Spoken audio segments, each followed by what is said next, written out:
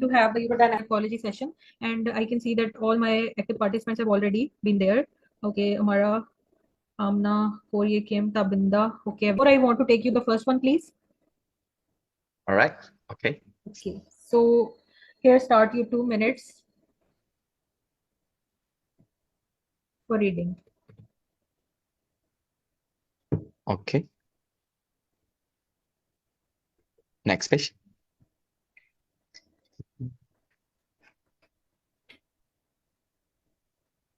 Any other page, ma'am? Okay. All right. No.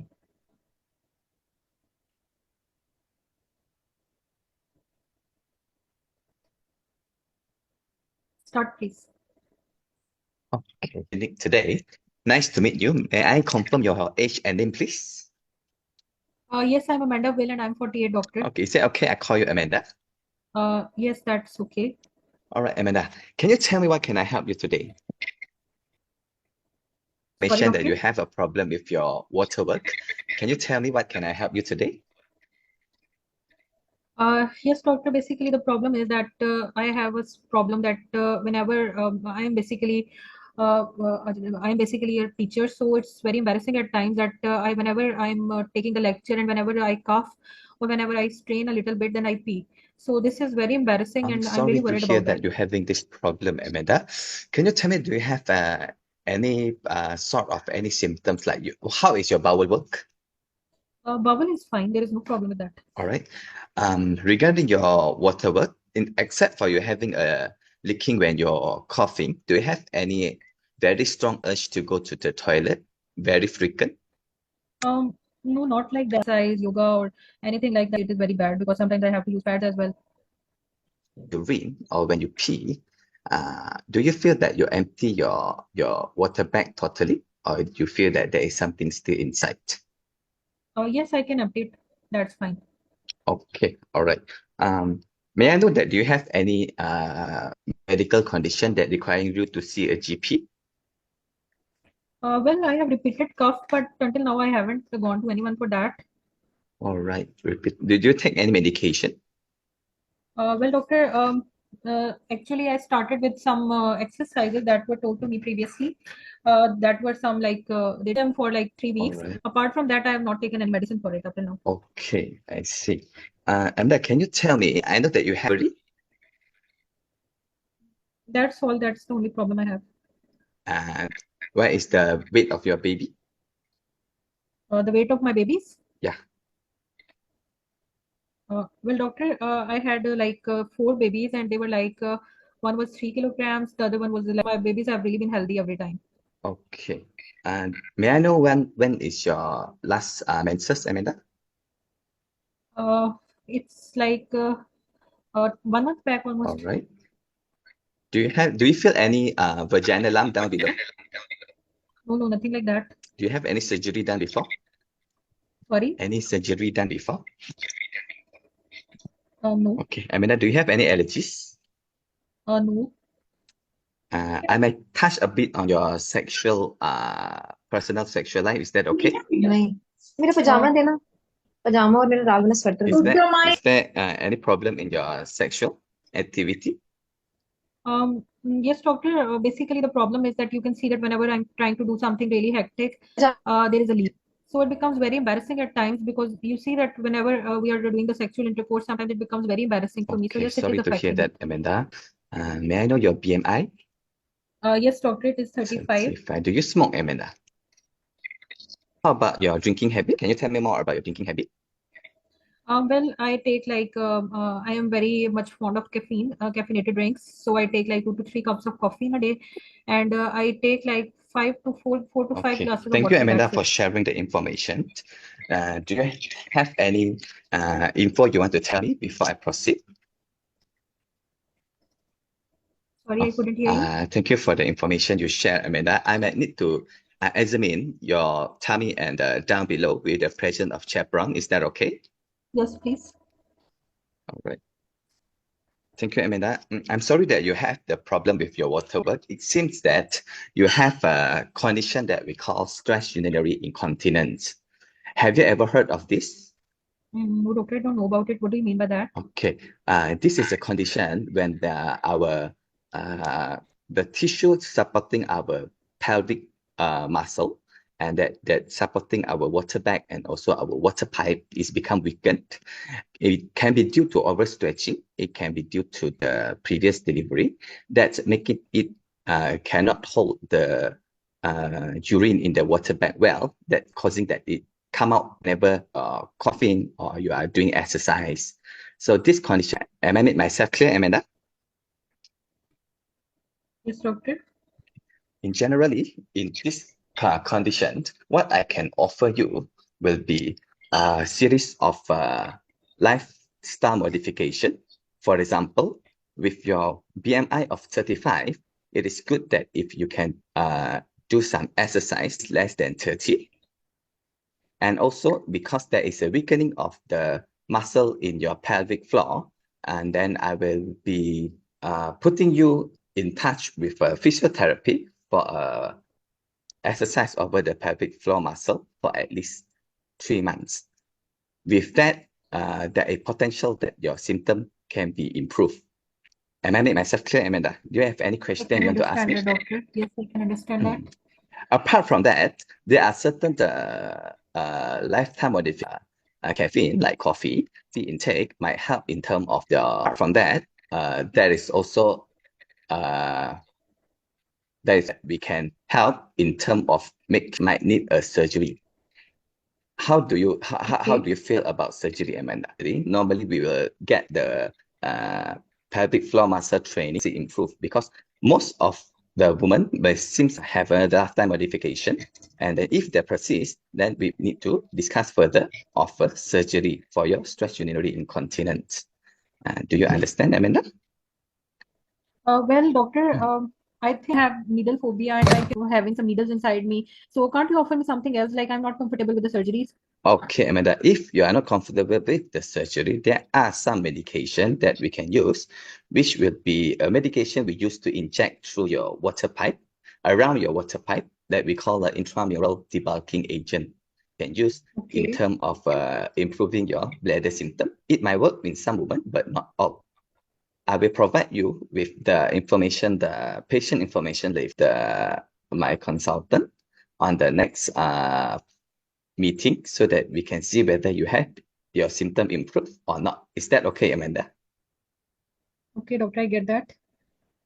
Is there anything you want to ask me, Amanda? Is there any medicine, doctor, for that as well? There is a medicine that we call a duloxetine that we use to improve your bladder symptom. Okay. So I've also heard on internet, I was last day searching it on the internet. So I also saw that there are some tape procedures as well. So what about them, doctor? For the tape procedure, yes, there is certain surgeries that we can offer, which will help to increase the support to your water pipe. There is a tape procedure that we call it a mid-urethral sling symptom by doing surgery around your water pipe. And there is also some procedures such as corpus suspension surgery, which all is around to change the angle and to strengthen your tissue around your water pipe to improve symptom or at least to make it to reduce the leakage when you coughing or exercise. Okay, so doctor, can I go for the tape procedure then? You can go for the tape procedure, but normally we will try to do to have your symptom check whether it reduce with your non-surgical method. If you want, if your symptom still persists, we can discuss further with our urogynecologist on your next management, especially when it comes to surgery, because the surgery might come with some risk and complication. So a detailed explanation might be needed in the next appointment. Okay, I get it, doctor. So doctor, if I go for the surgery that you were telling me, then what will be the problems along with that? Like what things can be happening for with me if I go for the surgery? will it be very effective, and what will be like advantages, and what will be the other things about the surgery if I go for it? Oh, with regard to the tip surgery, um, most of uh, most of the women will have an improvement in symptom after the tip surgery, and of course, there are certain will have certain risks such as bleeding, pain during the after the surgery, especially pain when having sexual intercourse, and some might have problem in terms of the water work where they cannot pass urine after the surgery. And in the long term, there is a risk of the tape exposed, and it will cause some symptoms such as pain, discomfort, and also bleeding. And it might cause some what we call a term we call exposed or erosion of the area that the surgery was performed. Is either at the vaginal or around the water pipe, or it might even involve the water bag. Okay, doctor, I understand that. And all right, okay, Amanda. Okay, thank you, Is there doctor. anything else you want to ask, Amanda? All right, no, sure, no problem, Amanda. Yes, I have understood it all, doctor. Thank you. All right, thank you, Amanda. Okay, so how did it go, Kim? Ah, um, it's Hemodynamics is a problematic thing, I think. yeah, Okay. I will tell you there were a few points missing that I have noted and some Dr. Sana has noted. So we will both be giving you feedback one by one. Okay, so starting from the information gathering, there were quite deficiencies. Like first thing was that you know, ruled out that whether the patient rushes to the toilet, which means you ruled out overactive bladder. That was really good. You asked about straining. That was good. You asked about the bulge. That was good. But Kim, what was that you started with? Like it was a first or second question that you said, okay, so are you having any problem with the bowels? I think the urinary symptoms should be coming first because this will give slight like a pattern or a sequence to your information gathering. What do you think about it? yeah, correct. It's be So more systematic that way. yeah, it should be a bit systematic. Like I was seeing that there were quite ups and downs in the history, because when you are listening as an examiner and you have some specific points written in front of you, then you are simply taking the points. Like the examiners are taking the points that the candidate is speaking up. So if the candidate jumps from one point to another, there is a chance that they may miss it. Even if it is not you will be losing 2 marks because of it, but it is that it will be more appreciable to the examiner, and it will be there will be more chances that you will be getting a score out of it.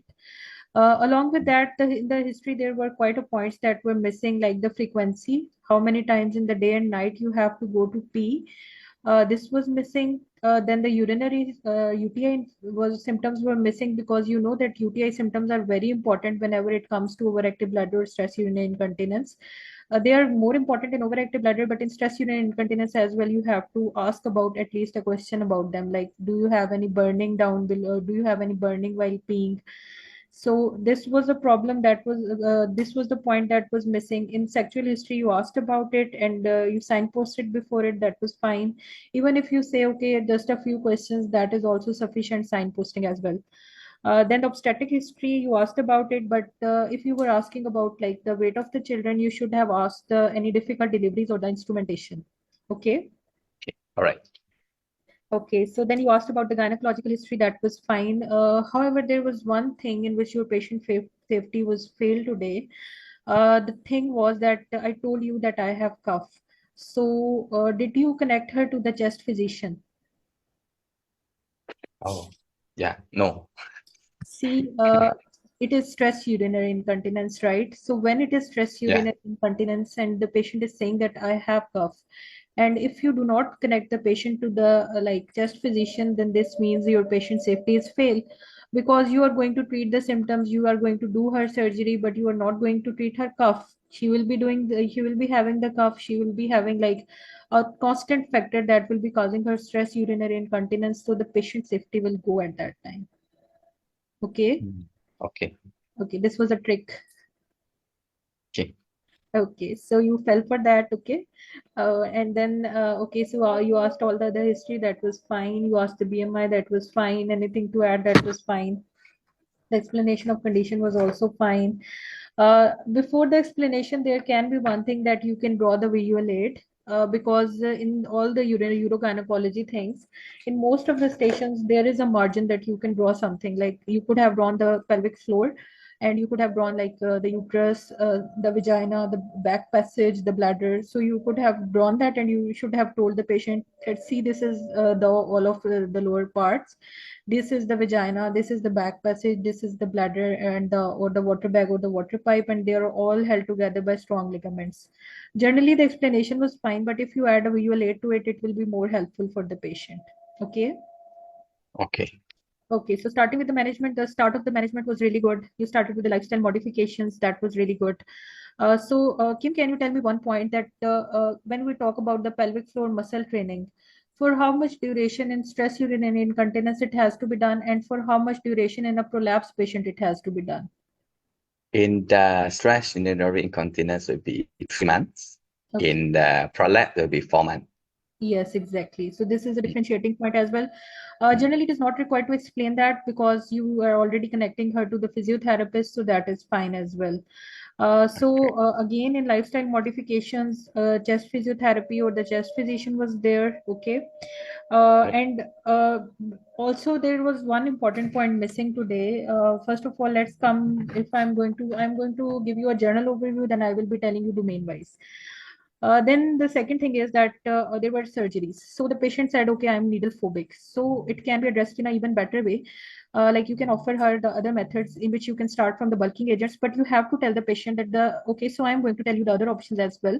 But surgery is the definite management for this problem. You have to tell the patient that the surgery is the definite management, but because you do not want to go for surgery, I am offering you some other alternates. Okay. Okay. So this point has to be mentioned clearly to the patient that surgery is the definite management, but we go according to the wish of the patient. If the patient is not willing for the surgery, then can go to the bulking agents, and we can say it like, okay, so we can give you some numbing. We will be giving you some small, with the help of some small needles. We will be giving you some numbing injections, and after that, we can give you some bulking agents, because bulking agents also involve needles. So you have to kind of slightly counter it. Then you have to go about the drug that is called as duloxetine, and you have to tell, if the patient wants the medical management, you should tell her in detail. Like you will be telling her that, okay, so if you want to use this medicine, MDT, involve the MDT, and then tell her the side effects, that is nausea, headache, dry mouth, constipation, weight changes, that are all associated with duloxetine. You have to tell her that. And one of the very important point was that in the start, what was it? What is it, Kim? What is it? Is it a GP letter? Yeah. Yeah, So it's did a we GP write back letter. GP Yeah. in the end? Mhm. Did you No. miss that? Yeah. Okay, so whenever you are having a GP letter in front of you, never forget to write back to GP, Okay. because this is a part of communication with the colleagues. Okay. Okay. All right. Okay. So let's see the domain-wise things. In the information gathering, there were points missing, but there were points too. So I think it is a score of 1. Here you can see that what things are most important in information gathering. Along with Mm. that, in overactive bladder, it is a compulsory thing to do the urine complete, but in stress urinary incontinence, you can skip it too. But it is a better thing that you offer her that we might need to carry out some tests to rule out the infection. So it will be a good thing. Because she was a definite patient of stress urinary incontinence, there was no need of urodynamics. That was right that you didn't involve that. Then regarding the patient, you took the patient along with you. That was fine, and you discussed the like lifestyle changes, physiotherapy. You discussed the surgeries, but you should have mentioned that it is the ultimate treatment is surgery. But there are other options that I'm going to discuss with you. So this is a thing, and uh, all other things were fine. So communication with colleagues also goes one. Communication with patient goes one. Communication with colleague, you involved the different management options. In different management options, you involved the physiotherapist, So you did that, but MDT was also to be involved because the patient is not willing for the surgery. So definitely MDT has to be involved.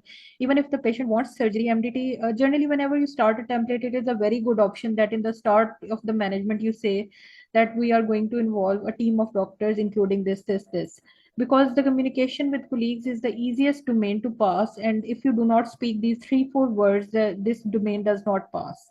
So it is one in this domain as well. The patient safety only due to one point that the chest physiotherapist was not there. And you did not mention this, that the surgical options are the definite management options. So these are two very critical points. Along with that, the infections. So the patient safety is not passing in this station for you. Okay. Okay. All right. Okay, so the applied clinical knowledge was fine, but it is better that whatever you are discussing, you tell the side effects and you tell the advantages and disadvantages, all of them one by one. So this is a more good way. So Dr. Sana is going to elaborate more on what were the things that were missing. Dr. Sana.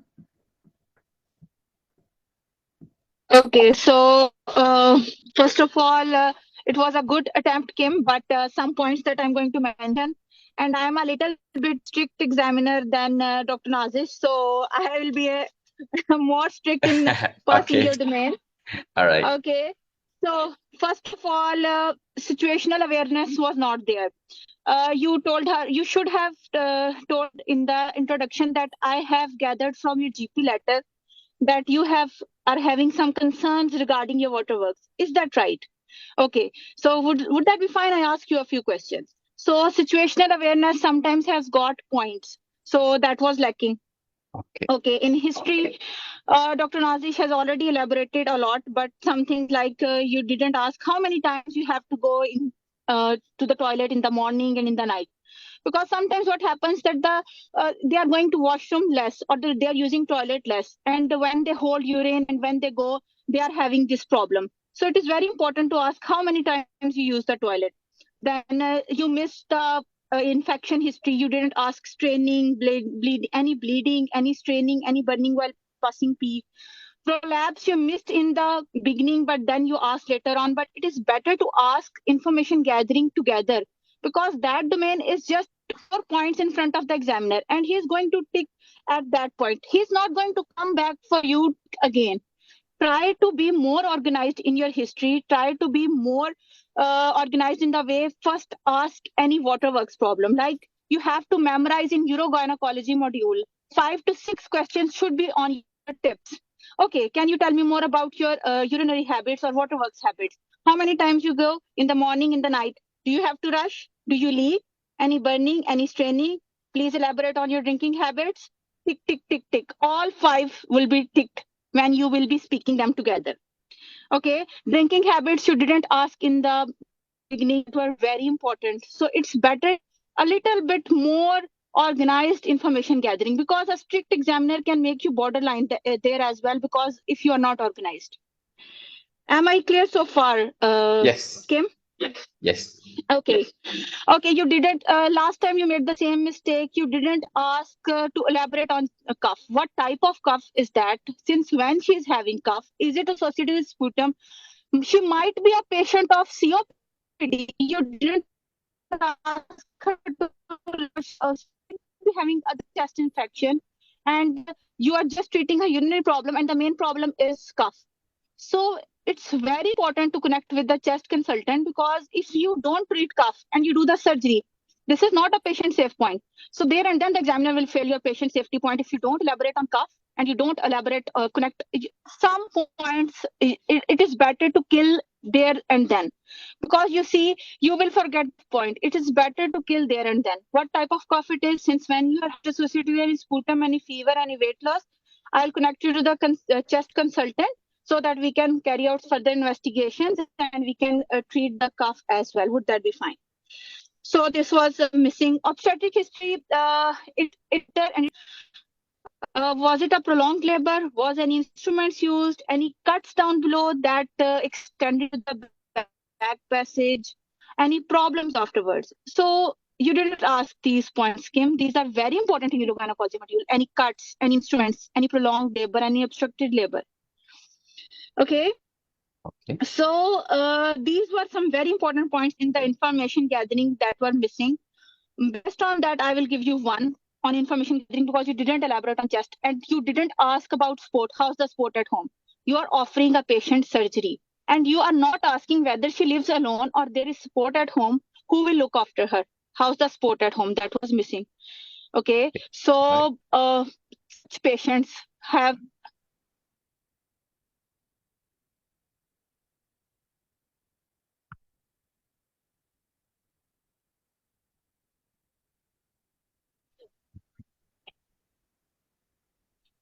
Are you there, Kim? It paused for a while. Yeah, I'm here.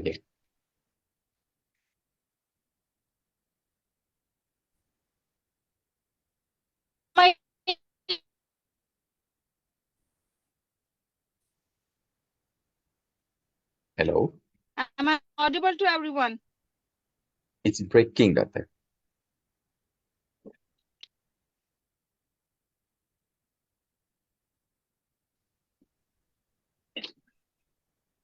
Just wait a second. Audible? Dr. Nazish, can you hear me? I can hear you, Dr. Sana. Okay, so information gathering based on these things that you have missed. Chest consultant, obstetric history, you didn't take in detail, you didn't ask the sport, and you didn't connect the counselor. She might be in so much distress. So for me, it's 1. Okay, Kim? Okay. All right. Don't take it on heart. It's just for the betterment of the Yeah, it's okay. Communication with patient. You are good in your approach to the patient. Your empathy is good. You take the patient along. Communication is with patient is a strong domain of yours, but it is better sometimes add a few sentences. Any questions so far? Am I clear so far? Okay, do you want me to repeat anything? Just memorize sentences and you have to incorporate 2 times. Any questions so far, or do you want me to repeat anything? These 2 will just pass this domain. Okay, because they will see that you are taking the patient along. So that was a pass domain. The next domain, communication with colleague. I'm sorry that wasn't a pass domain because I didn't hear MDT in a proper way. You didn't write back to GP because that is a GP referred to you and you're not referring back to GP, writing back to GP. So that is a big problem. You didn't mention that a team of doctors will be looking after you. You cannot alone manage a patient of urogynecology domain. You are just ST5. How can you manage a urogynecology patient? This is the thing that college is saying, that whether an ST5 is managing a urology patient by MDT approach or not, whether he is involving consultant, urogynecologist, other specialties. So it is better to speak a line. You will be managed by including my consultant, a specialist doctor called urogynecologist, counselors, physiotherapists, they all will be involved. So because this was missing, just consultant was missing, and writing back to GP was missing. So it is a very critical domain. Just by missing these 2 sentences, you cannot pass this domain. Okay, Kim? Okay. All right. So it wasn't a pass domain.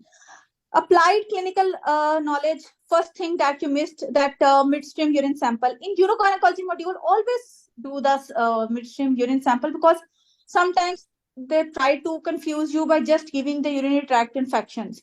Just sometimes the patient is having problems with the urinary tract infections and you are treating the other conditions. So it is better to rule out the infections. Sometimes it can be missed, but it is better that you do the midstream urine sample for infections. Applied clinical knowledge. First, you told the lifestyle modifications. That was good. You connected to the physiotherapist. In explanation, always use the visual aid. That was missing.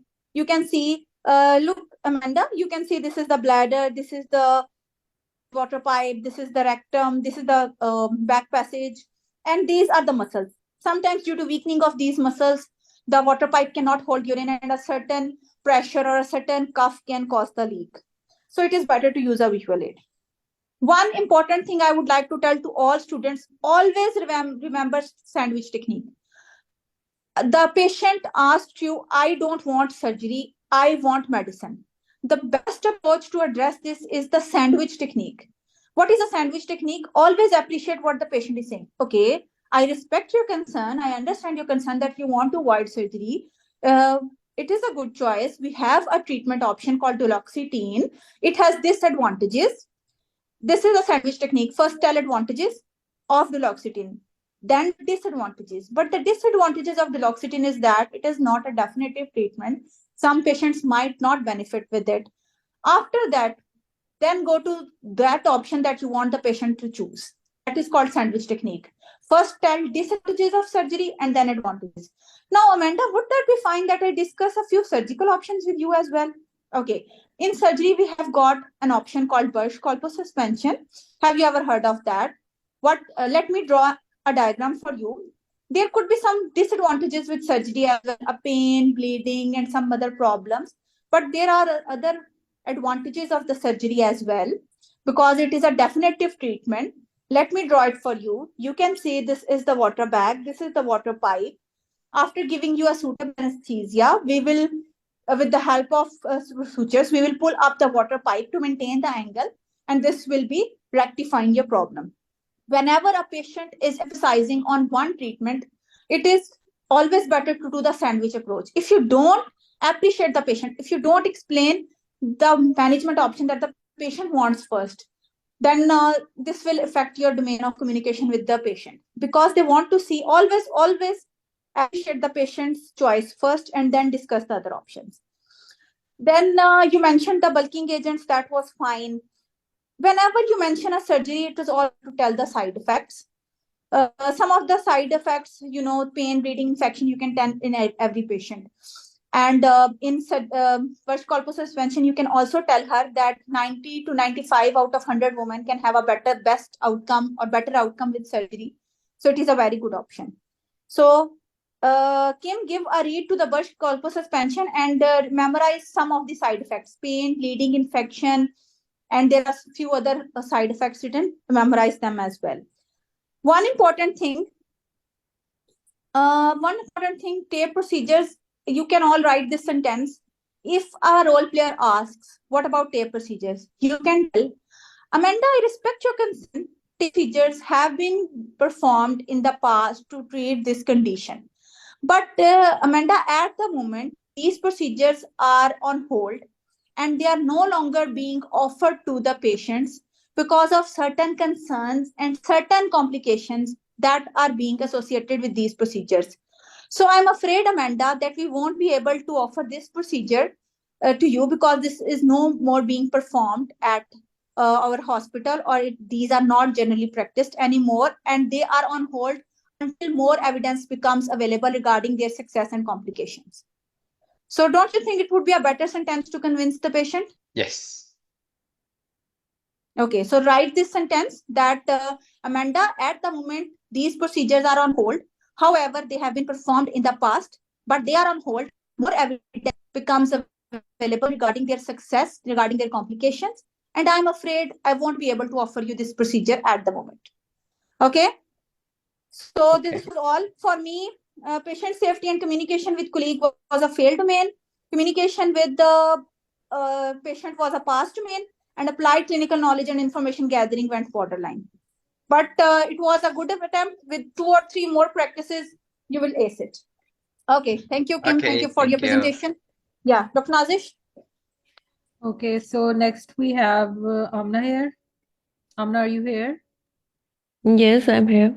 Okay. Can you hear me? 2 minutes for the reading.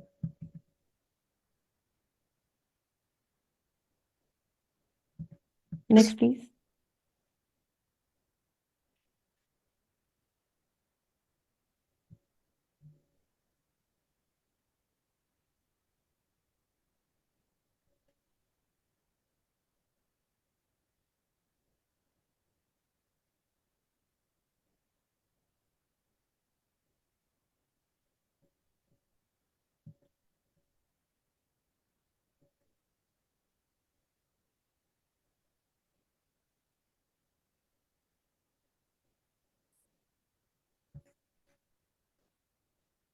Previous page.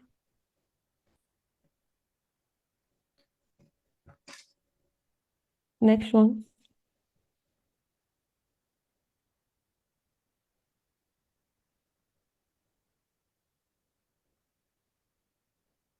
Last one.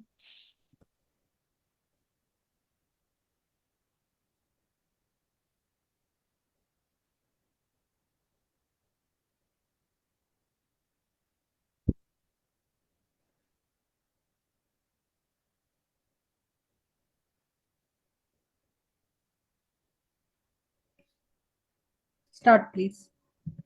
Hello, I'm Dr. Amna, one of the doctors in the Urogynaecology clinic today. Can I confirm your name and age? Yes, doctor, I'm Samantha Philip and I'm 52. How can I call you? You can call me Samantha. Okay, Samintu, what I have gathered from the GP letter that you are here because you have a lump down below. Am I correct? Yes, that is right. Any more concerns you want me to address? Uh, well, no, doctor, that's the problem that's bothering me at the moment. So, Samantha, can I ask you a few questions to know more about your condition? Then may need to examine you and send a few investigations, and then we can discuss the management plan. How that sounds to you? That's fine, doctor. So, can you tell me more about your condition? Yes, doctor, it's been actually 2 years that I'm really struggling with this issue, and I feel like there is a bulge down below, and I'm not sure. This is quite embarrassing at times because I don't know what it is, and it's really bothering me. I just want to have a solution for it because this is really causing me a lot of problem. I'm sorry to hear about that. It is bothering you. Me and my team are here to help and support you, Samantha. So we'll be managing it. Can you tell me that is the bulge increasing in size with time? Yes, doctor, previously I think it was slightly less, and now it has increased in size. Anything which improves or worsens it? Well, doctor, I have noticed that whenever I strain for peeing, it comes out more. Okay. So it is reducible. Yes, I can reduce it. Any problems with your waterworks? No, they are fine. Okay. So do you have a feeling of rushing to the toilet to pee? No, there are no problems with the waterworks. Okay. Any problems with your bowel opening? Yes, I have to put it down to pass my bowels. That's a problem. Okay. So have you felt any bleeding or discharge from down below? No, nothing like that. Some personal questions. Are you sexually active? Yes, I am. Okay. Any problems during sex? Mm, yes, doctor, because of this problem, I really feel very uncomfortable during the sexual intercourse as well. It is not the pain exactly, but it is a discomfort. I'm sorry to hear about that. Have you been through your changes, Samantha? Yes, doctor, it's been like 2 years. Okay. Do you have children, Samantha? Uh, yes, doctor, I have 3 kids. And can you tell me about your deliveries? Were they difficult ones or some instrumental deliveries? Yes, doctor, all my deliveries were, it took me like a lot of time to deliver the babies, and the babies were also healthier. I'm not exactly sure about the weight, but yes, they were healthier, and the instruments were also used in both of the deliveries. Okay. So are you visiting GP for any other medical illness? Uh, no, everything is fine otherwise. Okay. So any drug allergies you have, Samantha? No, I don't have any. Any surgeries on the tummy or down below? No, doctor. It's just Uh, that my womb has been removed already, apart from that, nothing.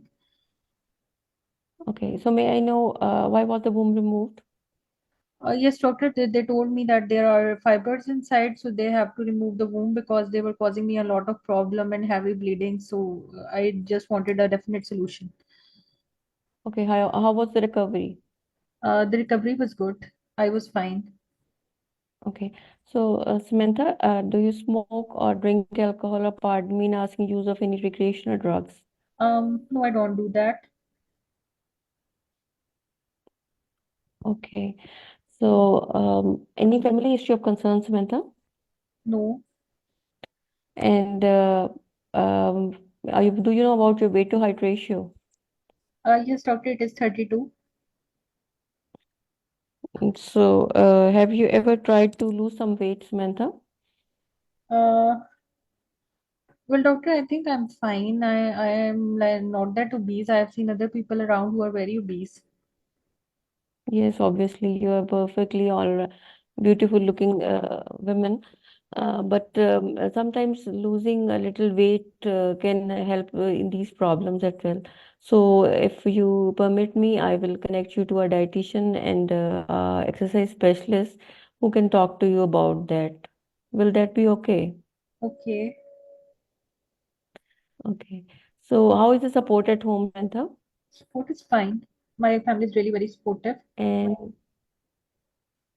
have you been ever feeling down or depressed in the last few weeks? No, nothing like that. Okay, thank you for giving me all this information. Would you like to add something? That's it, doctor. Okay, Samantha, with your permission, in the presence of a chaperone, I need to examine you, and the nurse will take some observations of pulse and blood pressure, and I will have a feel of your tummy, and then I will have a look at down below also, and with the help of speculum, the same which is used for the cervical screening. Will that be okay? Okay. Okay. So, thank you for your examination. Samantha, what I have heard from you and what I have examined is that uh, let me draw it for you that this is your vagina. This is vagina is supported by muscles and ligaments. Okay. Over time and with some conditions like having a high BMI, like increasing weight and height ratio, and some people who smoke or have chronic cough or have family history and with changes also the muscles and the ligaments they become weak and they become overstretched. Okay, so as you had surgery before, sometimes these muscles and ligaments they becomes weak and the walls of the vagina can sag down, and along with them pelvic organs like the bladder or the water bag and the back passage also. So in your condition, what I have seen is that the water bag, a part of the water bag is also sagged down into the your vagina, and the back passage is also weak, so it's causing a bulge. We call it as cystocele and rectocele. Have you ever heard about these? No, doctor, that's the first time I'm hearing about this. Is it dangerous? Actually, Samantha, it is not life-threatening, but as it is causing problems for you and disturbing your sexual and general life, so it needs a management plan. So, do you want me to discuss about these? Yes, doctor, please. So, starting with it's important to have certain lifestyle modifications. Like, uh, have you tried some exercises like which are called pelvic muscle strengthening exercises, Kegel exercises? So, you have been doing them. No, I haven't actually started those. Nobody told me. Okay, so these are exercises which strengthen the muscles, and it is better done under supervision of a physiotherapist. They strengthen the muscles. So they are done in successive sessions of 8 exercises per session, 3 times a day over a period of about 4 months. Okay, are you following me? I get that. Okay. The second lifestyle modification needed is to slightly working with with the exercise specialist, and that will improve this problem as well. And third is that we are working on avoiding constipation and cough and things like that, which increase the pressure of your tummy. Okay, I get Okay, that. so after going through this lifetime modification, the second choice will be pessary. Pessary is a sort of a ring, and it's made up of different substances like rubber or latex, and that supports the walls of the vagina. and that will help in the supporting the walls, and the bulges will be reduced, and so your symptoms of having heaviness in the vagina and problems with your sexual intercourse will be much better with these. But that's not a definitive treatment. However, it can relieve the symptoms. Are you following me? Okay, I get that. Okay, and the third option is that if you want a definitive treatment, or the pessary is not working well, then we can go for surgery. And as surgery, this I will refer you to a team of specialists and my consultant, and they will look into this matter, and then they will discuss the further surgical options with that. Surgery will involve a sleep doctor, a urogynecologist, and sometimes, if needed, may need certain more investigations also, which are called urodynamics, which will cater with the functioning of the bladder as well. Okay, the surgery will reduce these bulges, and then the water bag and the back passage will be then placed back into their original position, and the walls of the vagina will be strengthened. So, any questions, Samantha? Yes, doctor. So you are telling me that the surgery will be done for me. So it's an option, Samantha, Okay. starting with the lifestyle. And if you are willing for the pessary first, we can try with the pessary. But the best treatment and the definitive treatment for this is surgery. So it will be discussed with you, and you whatever you choose, we will go with that choice. Okay. So what problems can I face after the surgery, doctor? Okay, so as it is surgery, so it has some complications regarding with anesthesia and with the surgery. So there can be pain, bleeding, infection. There can be recurrence of the same problem again, and sometimes also there can be problems with the sexual intercourse, that there can be a slight pain or discomfort you can feel with these. Okay, I get it, doctor. Okay, Okay. So doctor, what are the chances that I so I will have discussed. find? Yes. Uh, please, I can't hear. Okay, so doctor, what are the problems that I can be like? What are the chances that after the surgery everything will be fine? Samantha, the surgery is a very good option, and most of the women they benefit from it. However, unfortunately, 1 in 10 women can have this recurrence of the same condition again. And we will be working on that. That lifestyle modification. You continue with your pelvic floor training exercises that will strengthen the muscles, and the surgery will be done. However, as you are asking about the recurrence, so there is 1 in 10 chance that 1 in 10 women can have a recurrence. Okay, doctor. So, doctor, So is it a possible option? Was it a possibility that I would have prevented the prolapse by some means? Yes, Smenta, there are certain conditions uh, which if we work on, we can reduce the chances, although we cannot eliminate them, like having a healthy lifestyle, getting a good weight to height ratio, and sometimes there's a family history which we cannot work on. And as you had some difficult deliveries, that may be a contributing factor to these. So, and smoking and the things like that can, if they reduce, can reduce the chances of developing this, although we cannot eliminate and the chances of developing this condition. So, I've Okay. given you a lot of information. So, I will be writing back to your GP and my consultant, and will be involving a specialist urogynecologist for that also. Okay, doctor. Thank you. So I will bring the patient information leaflet and attaching to your support group. And in the next appointment, you may make choice, and then we will go further. Okay, doctor. Okay, I get that. Thank you. Thank you. Any more questions if you have?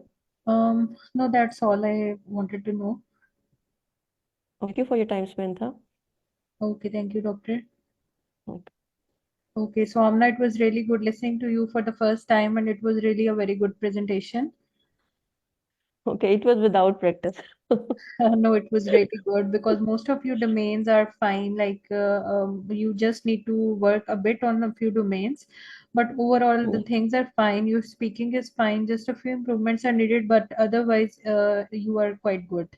So Okay, thank you. I'm going to give you a detailed I'm going to tell you domain wise that what things you could have added to make it even more better. Okay. So first of all, we have the domain of information gathering. So in the information gathering, there were a few points missing, and there were a few improvements as well. Whenever there is a prolapse patient, you can always ask about if there is any ulcer down below, because sometimes these patients do get ulcers as well. Then there was one Okay. thing that you asked whether the patient was having waterworks infection or not.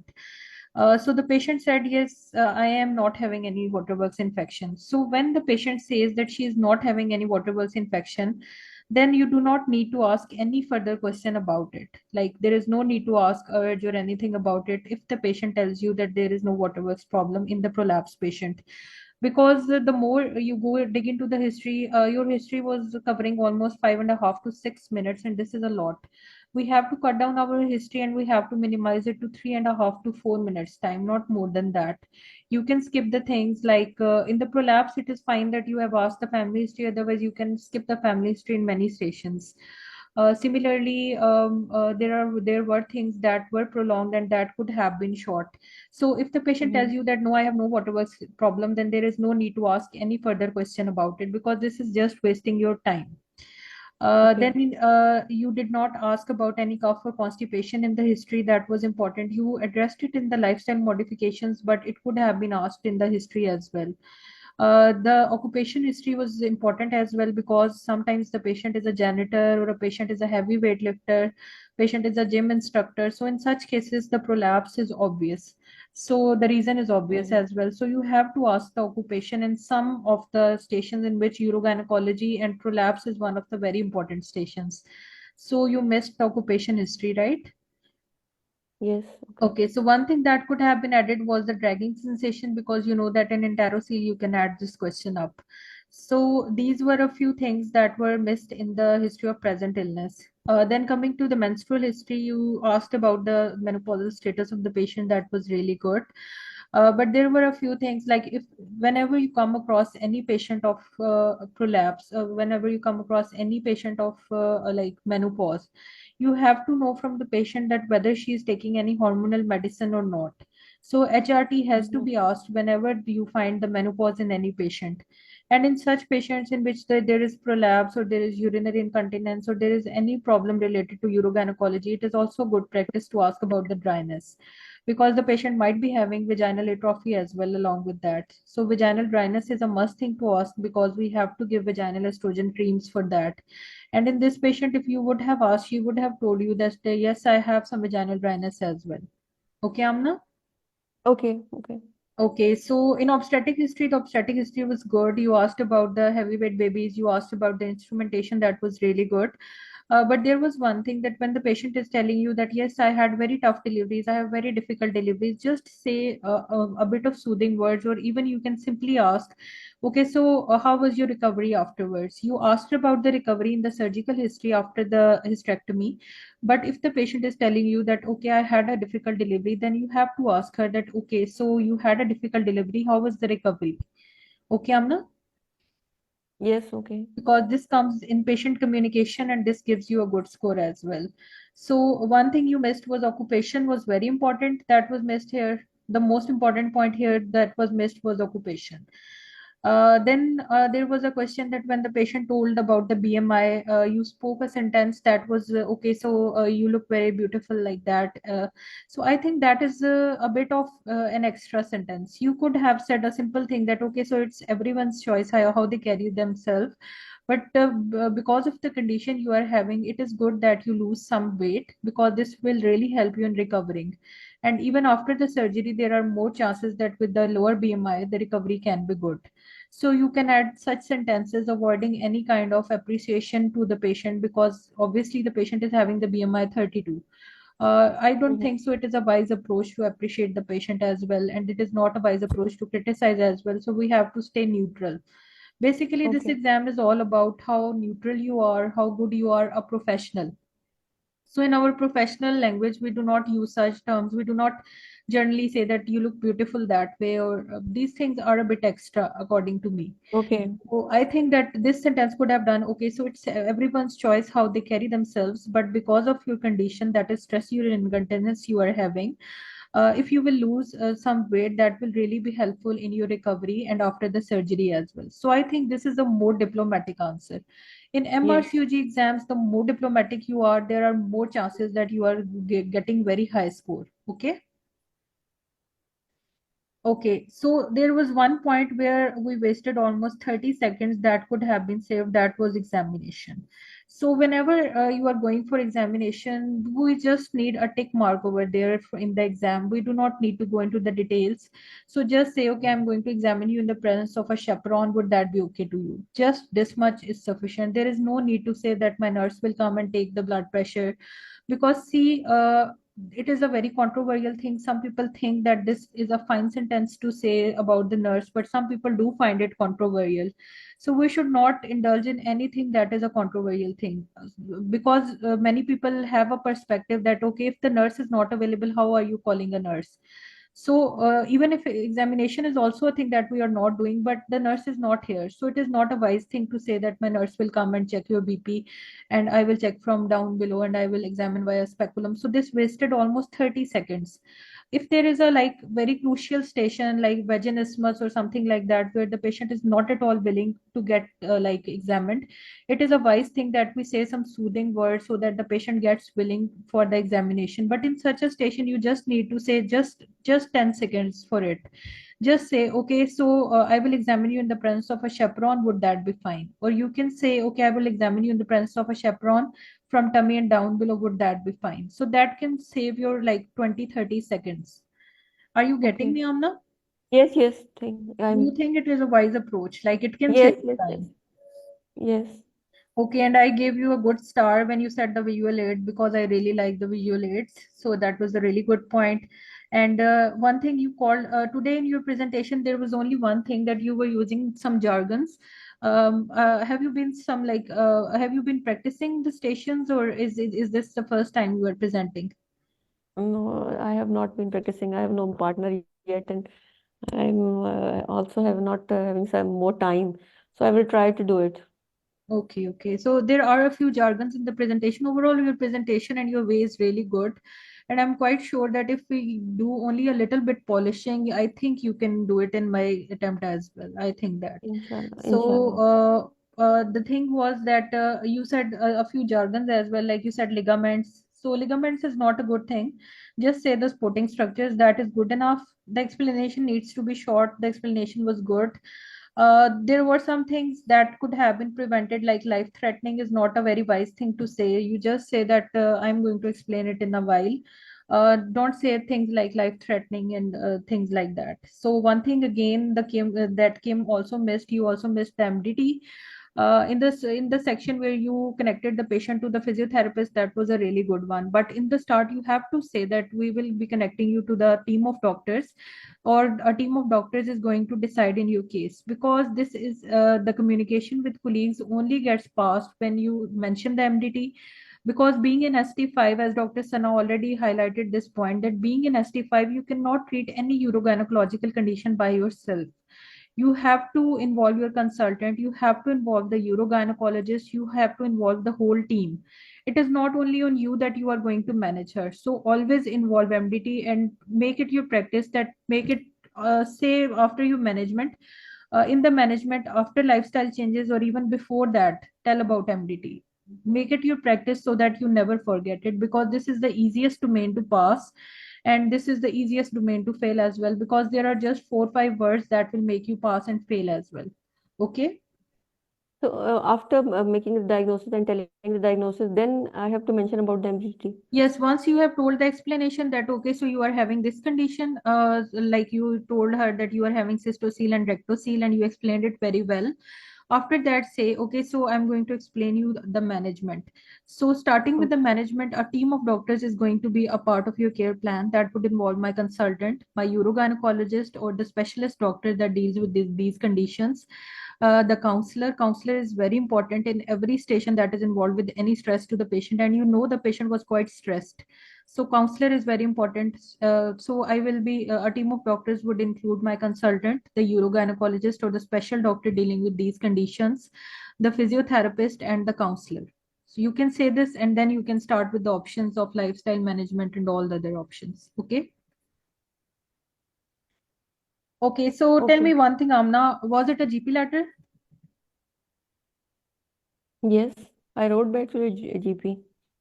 Okay, so that was not a GP letter. Yes, I it think I was a GP mentioned letter. that I will be So writing back you to you. told that the GP was, so you will write back to GP. Yes. Just there are some cases in which the GP letter is not there. So you have to say that I will write to your GP. If the GP letter is given, it is a better practice to say I will write back to GP. Like in this station, it was a GP station.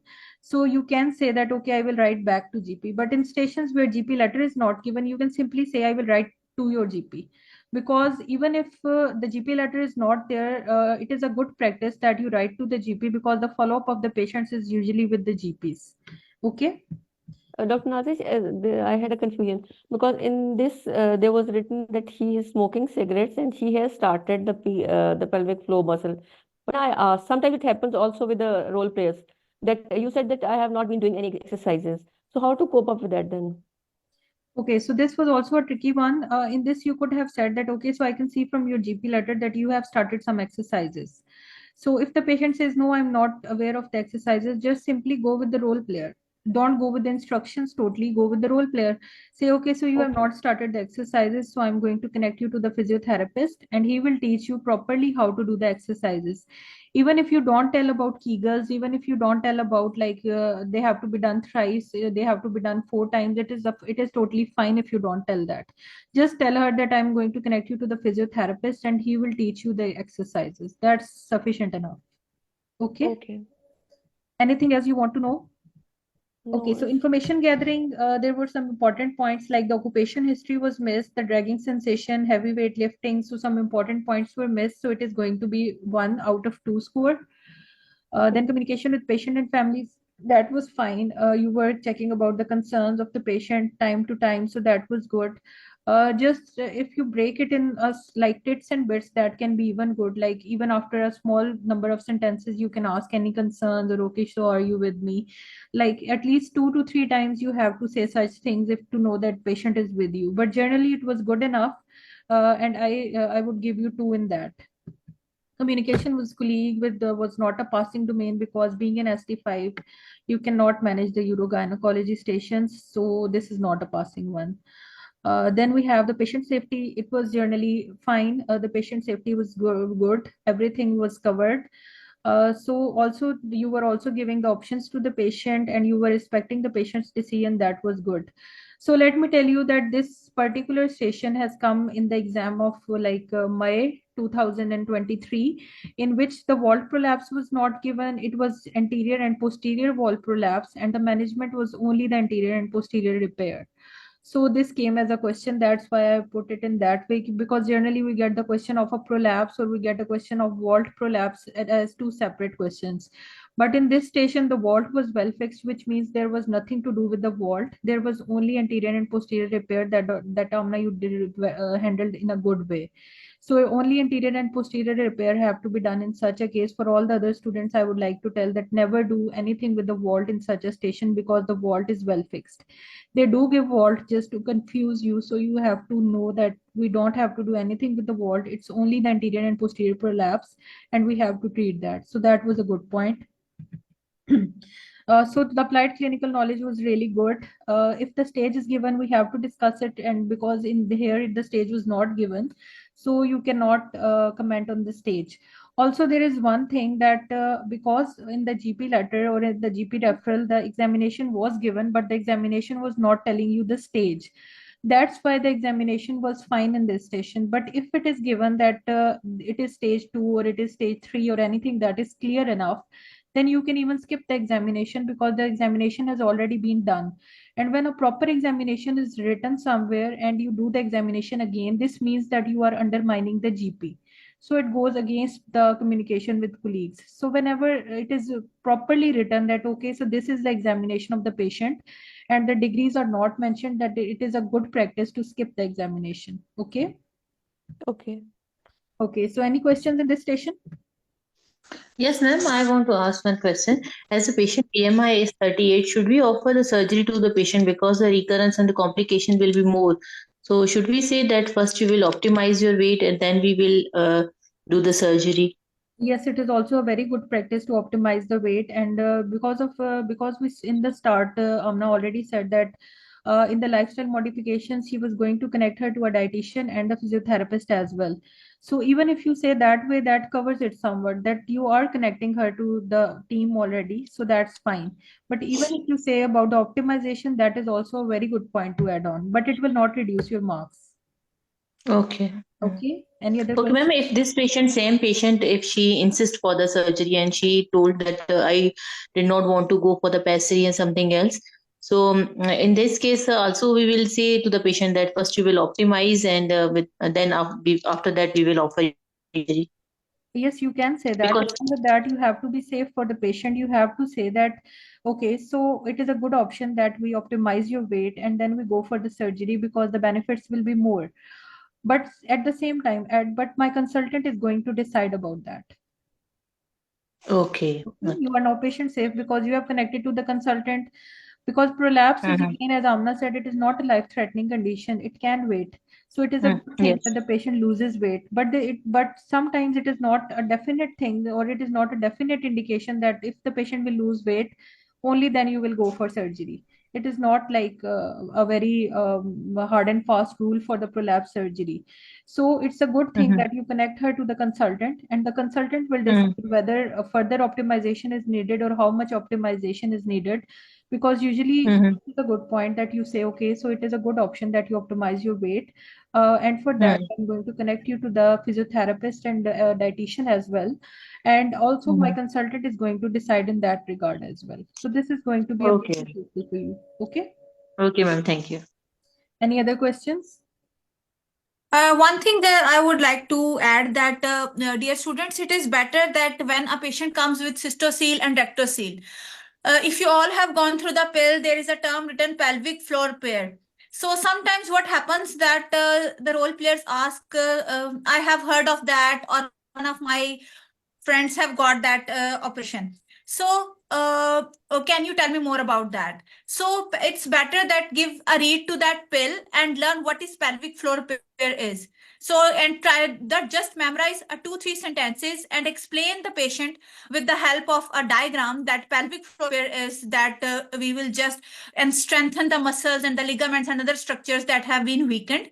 And one thing I would like to tell that whenever you are telling a surgery for a urogynecology patient, it is better to draw a visual aid, because that is a layman that cannot understand that you will be strengthening, as Dr. Amna was saying, that strengthening the walls and repairing it. So it's better to say that this of your interior wall has become lax and your posterior wall also has become lax due to certain factors, due to aging, due to menopause, due to repeated deliveries.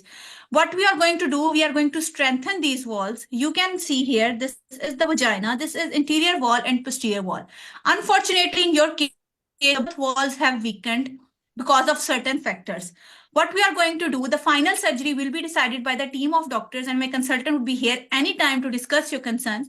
But the suitable and the evidence-based management options in interior and posterior prolapse is to the strengthening of the interior wall. You can see here, we will be stitching and strengthening the wall and the posterior as well. And a procedure called pelvic floor repair might be undertaken, but the consultant would be in a better position to decide and guide you regarding that. So try to add these points. And in some exam, in calls, there have been a role player concern after the surgery that when would be I able to return to work, or how much time my recovery would be taking. So there's a very good pill on pelvic floor repair.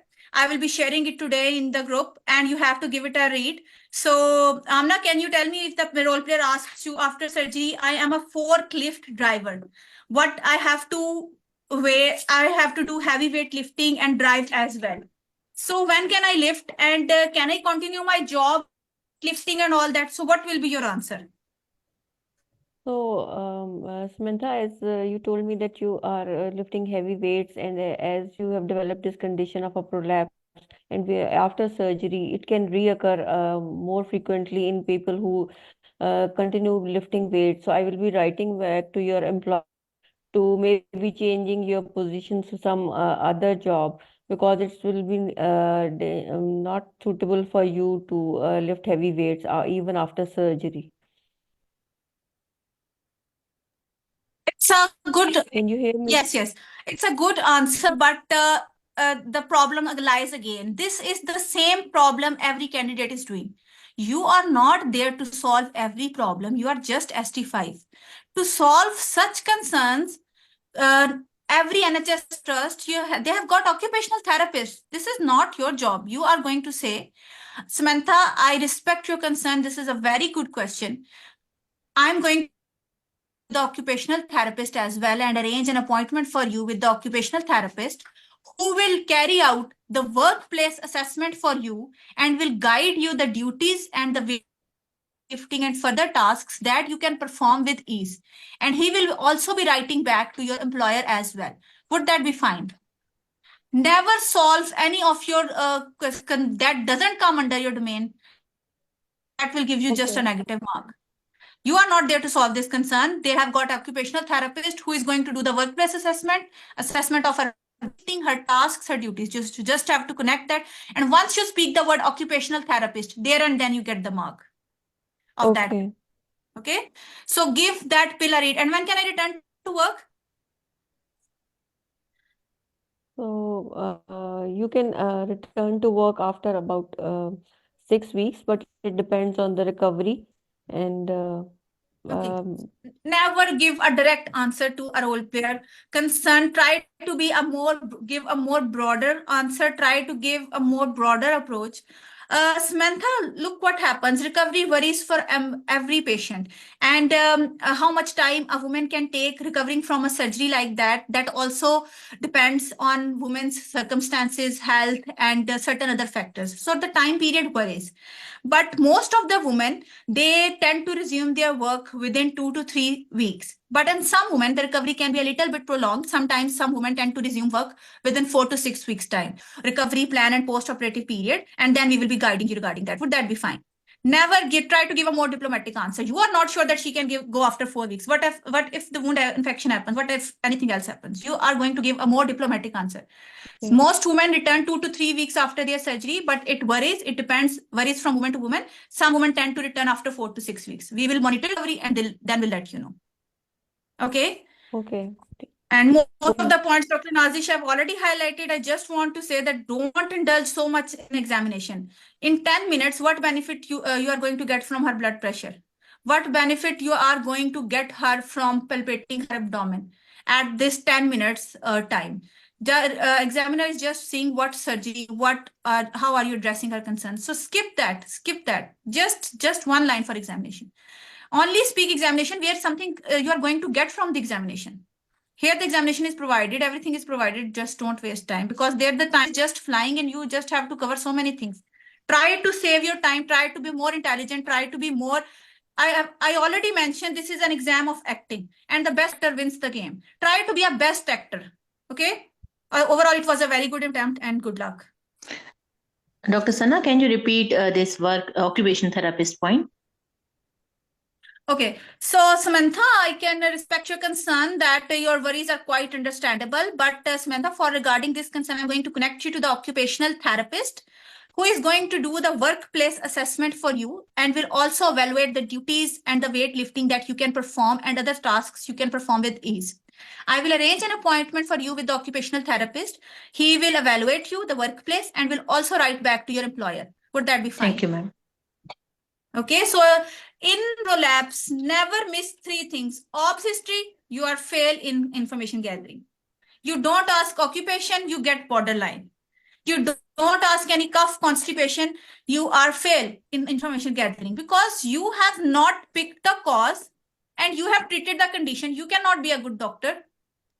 Always I stress students, try to be broader, think broader, ask broader, manage broader. Please. You are not consultants at the moment. You are just ST5 and your aim is to reach to the DDs and manage the DDs with various management options. Okay. Dr. Nazish, you can continue. Okay, so do we have Tabinda here?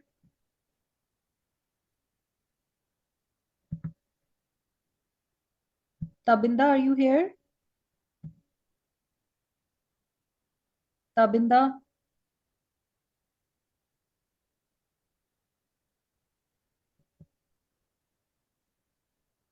I will Yes, call ma'am. her, ma'am. Hello. Hello, Tabinda, can you hear me? Yes, ma'am. 2 minutes. I'm connecting my Okay. headphones.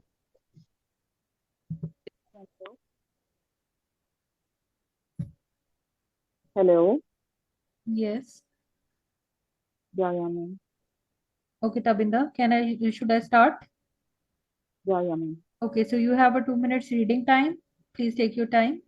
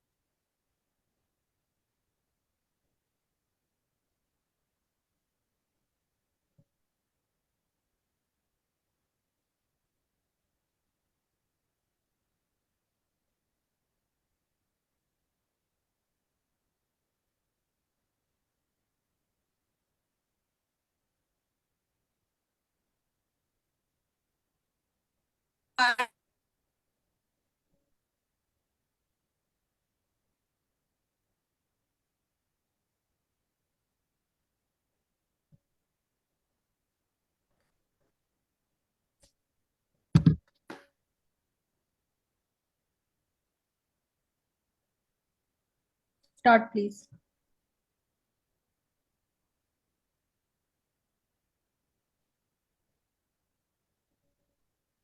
Tabinda, you are here? Hello?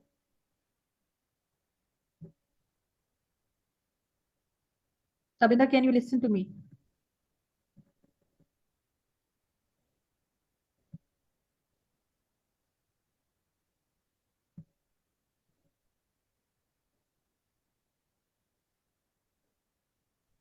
Hello. Yeah, ma'am.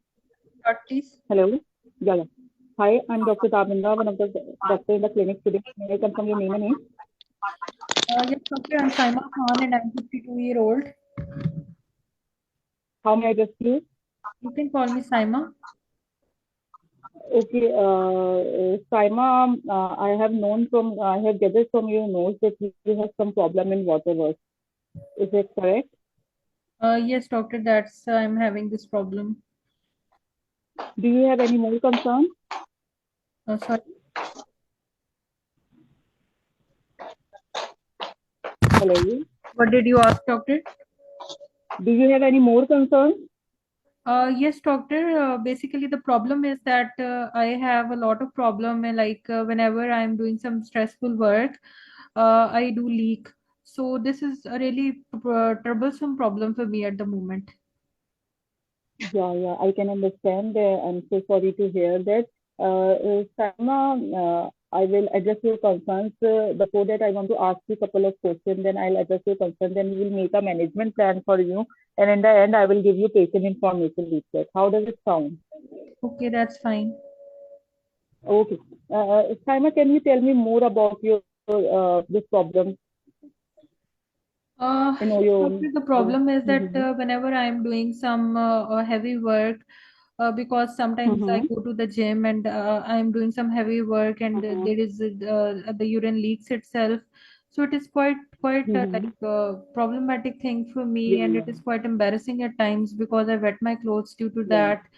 So I also have to go to the toilet sometimes again due to because I feel a strong urge to go there.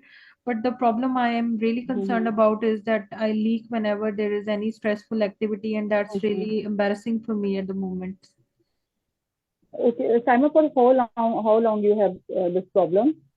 Well, it's been like almost now 6 to 7 months, doctor. Okay, Saima, tell me that is it occurred that you go to pee and you have a leak? Yes, So, sometimes it happens, but most of the times it is associated with some kind of heavy activity. okay, I can understand. Saima, do you feel any pain during passing urine? No, that's fine. Have you noticed any blood in your urine? No.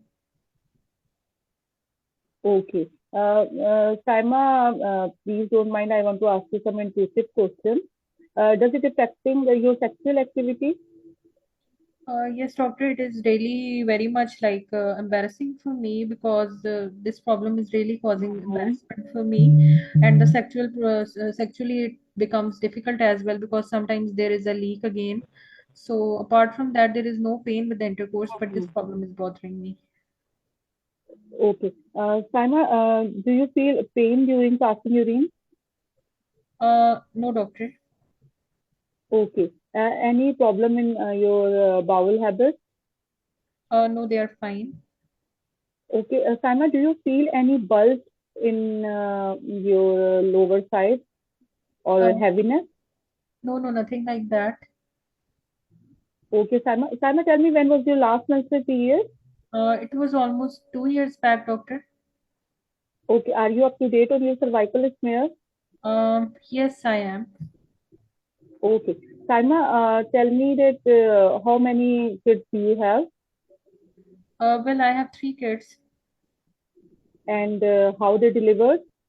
Well, they were all normal deliveries. Was that difficult delivery? No, everything was fine. The babies were fine. Everything was good. Okay. Did they use any instrument on you during the delivery? Instruments were used. Okay. Saima, can you tell me what was the weight of your baby? Yes, they were like, I guess, 3.5 kgs. They were fine. Okay, Saima, thank you. Saima, do you smoke? No.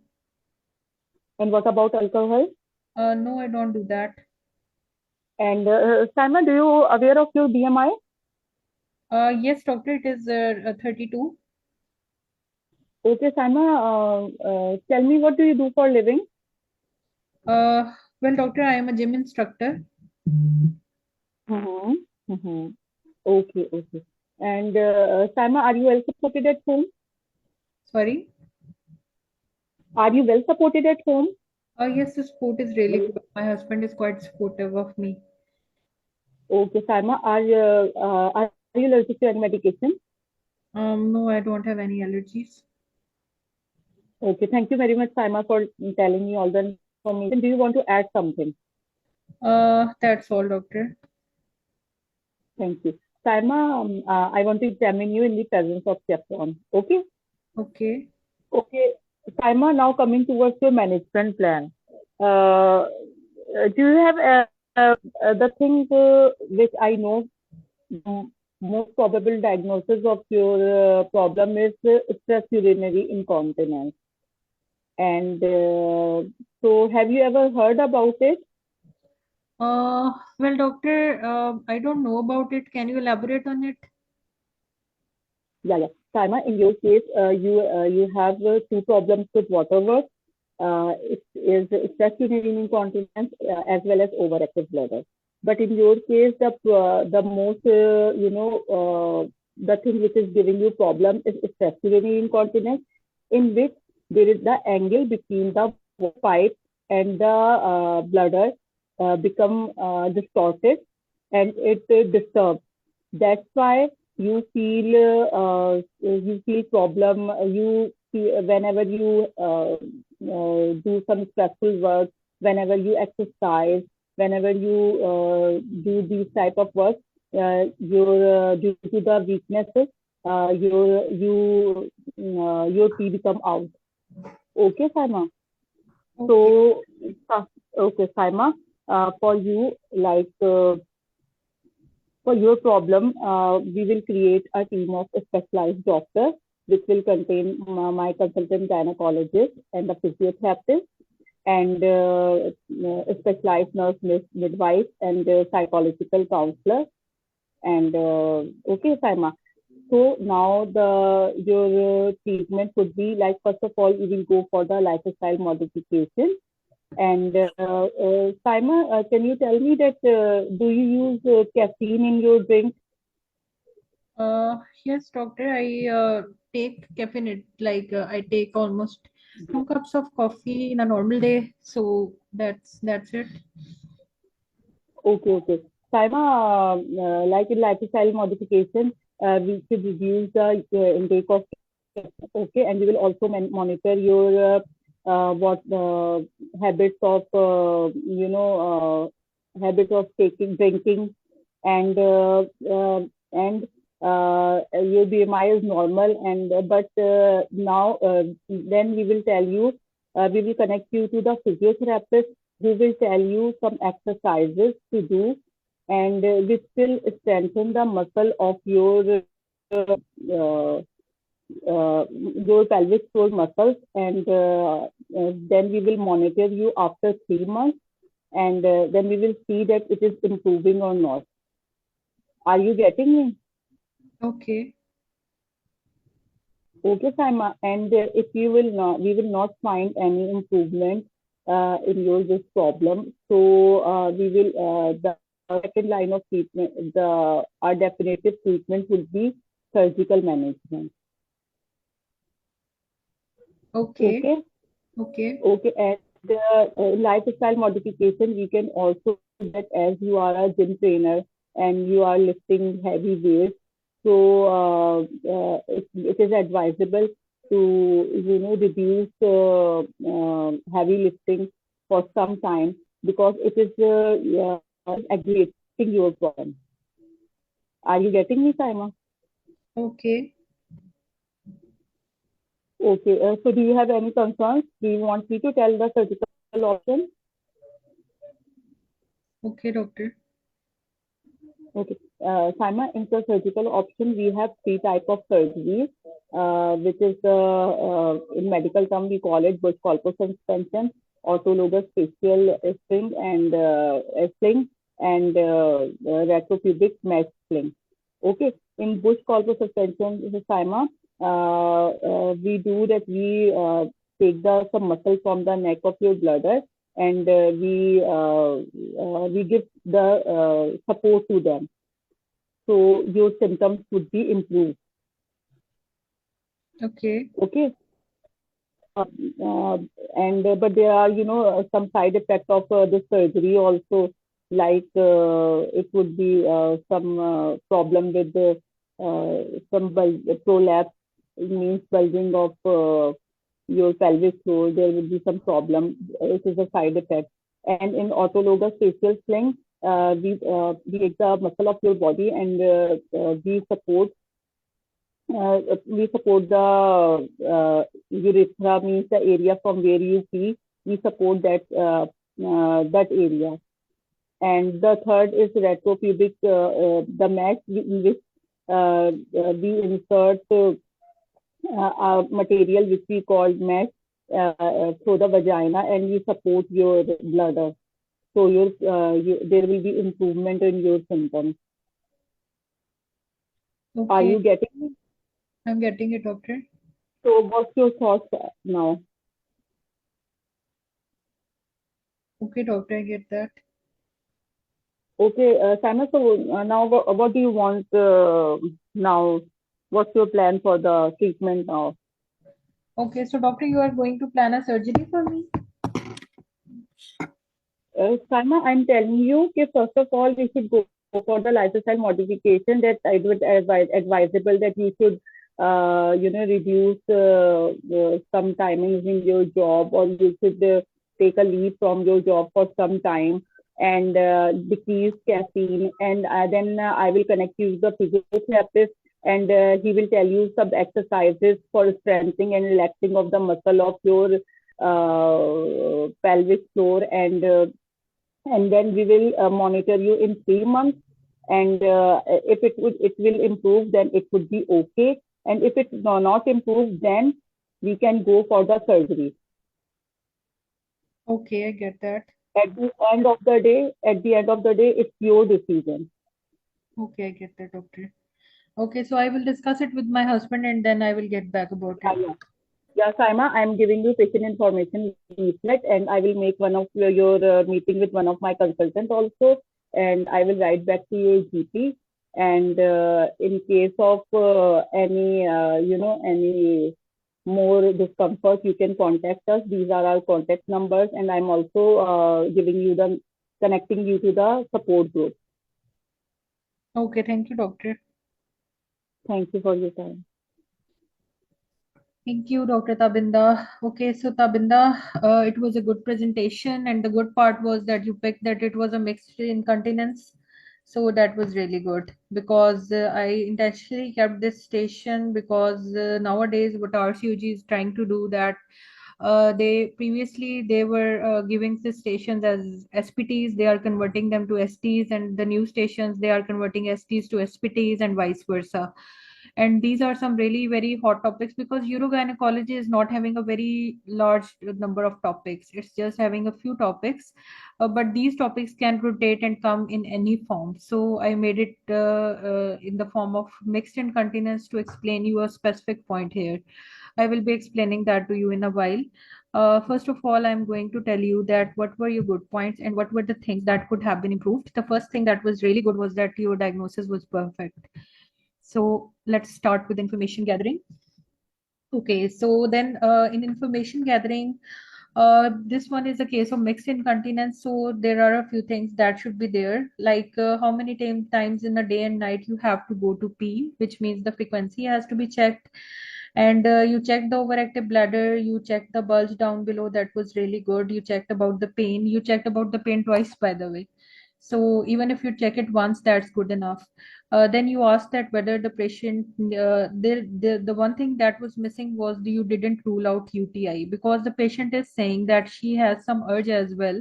So whenever there is urge in the scenario, you have to rule out the UTI because this is a patient safety, because you might be considering it, okay, so the patient, although the urodynamic graph is given to you, but still the patient you need to know that there is no urinary tract infection. So you have to ask about the burning micturition or increased urinary frequency or some point that gives the examiner a hint that you are talking about UTI. So this point was missing. Apart from that, the other points like bowel opening was fine, the bulge down below, that was fine, pain was fine, straining with difficulty, rushing to toilet, these points were fine overall. You missed the fluid habits. In the next point, you added the caffeine intake, but overall you can check that how are her fluid habits in general, because she might be taking a lot of fluid due to which she is having the problem. Okay, so there is one thing that in the gynecological history, there were 2 points that I would like to improve.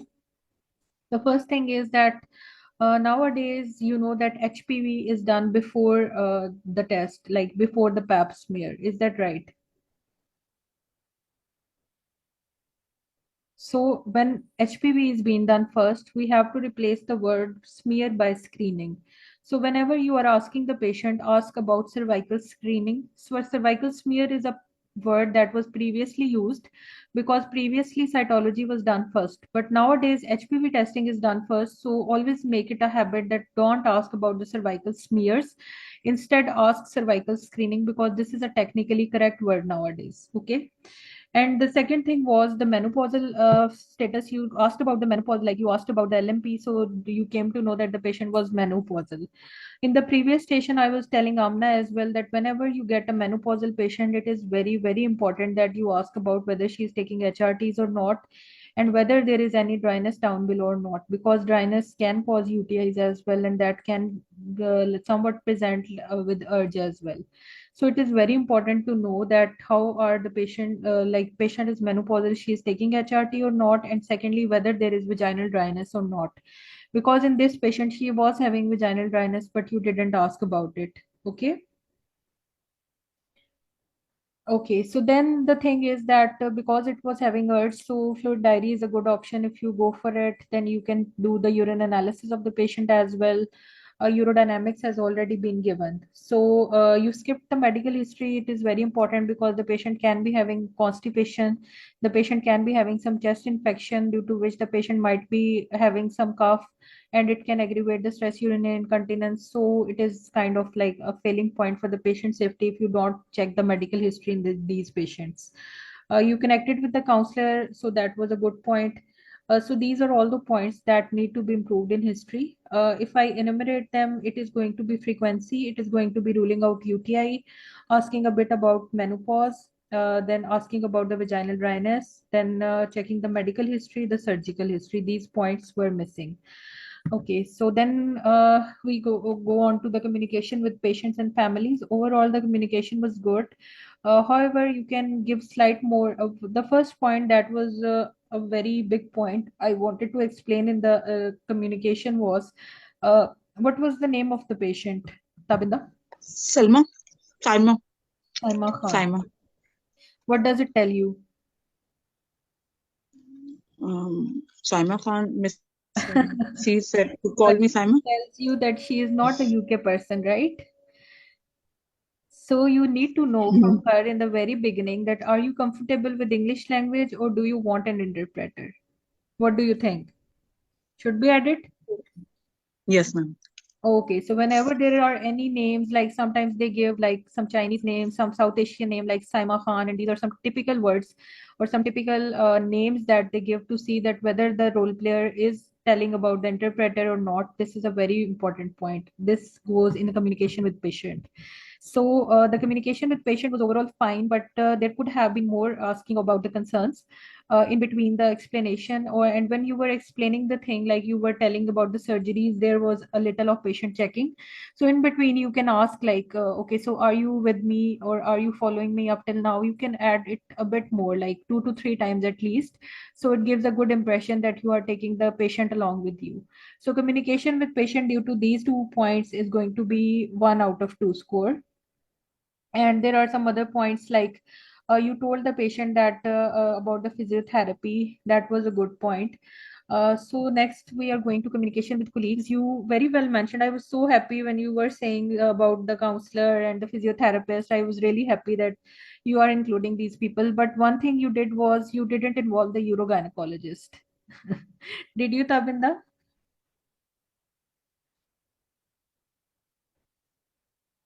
So urogynecologist should never be missed because Dr. Sana has already explained, I have explained in the past stations as well, that being an ST5, you cannot manage the urogynecology problems yourself, or even if you are involving the consultant, even in that case, you have to involve the urogynecologist because urogynecologist is the doctor that is going to treat everything that is related to urogynecology. So your MDT was very good until the urogynecologist was missed. Otherwise, the MDT was fine. I will give it a borderline because you involved all the other people, but just because of the urogynecologist, this goes a borderline. Then the patient safety, that was fine. The things you told, you checked the allergy from the patient, you checked the patient details in the start. However, there could have been one thing that when you came to the like explanation, in the explanation, I will tell you that what things were missing. After the history, when you came to the management, you told the patient that it is a stress urinary incontinence and overactive bladder as well. So this is a good thing that you say that, okay, so you are having some problem because of the weakening of the pelvic floor or because of the weakening of the structures. As you told that there is a change in or distortion in the angle. This is also one way to describe stress urinary incontinence, but there is another way as well in which you can say that because there are the muscles around the water pipe are not or the supporting structures around the water pipe have become lax, so they are not keeping it tightly closed, due to which it is opening up.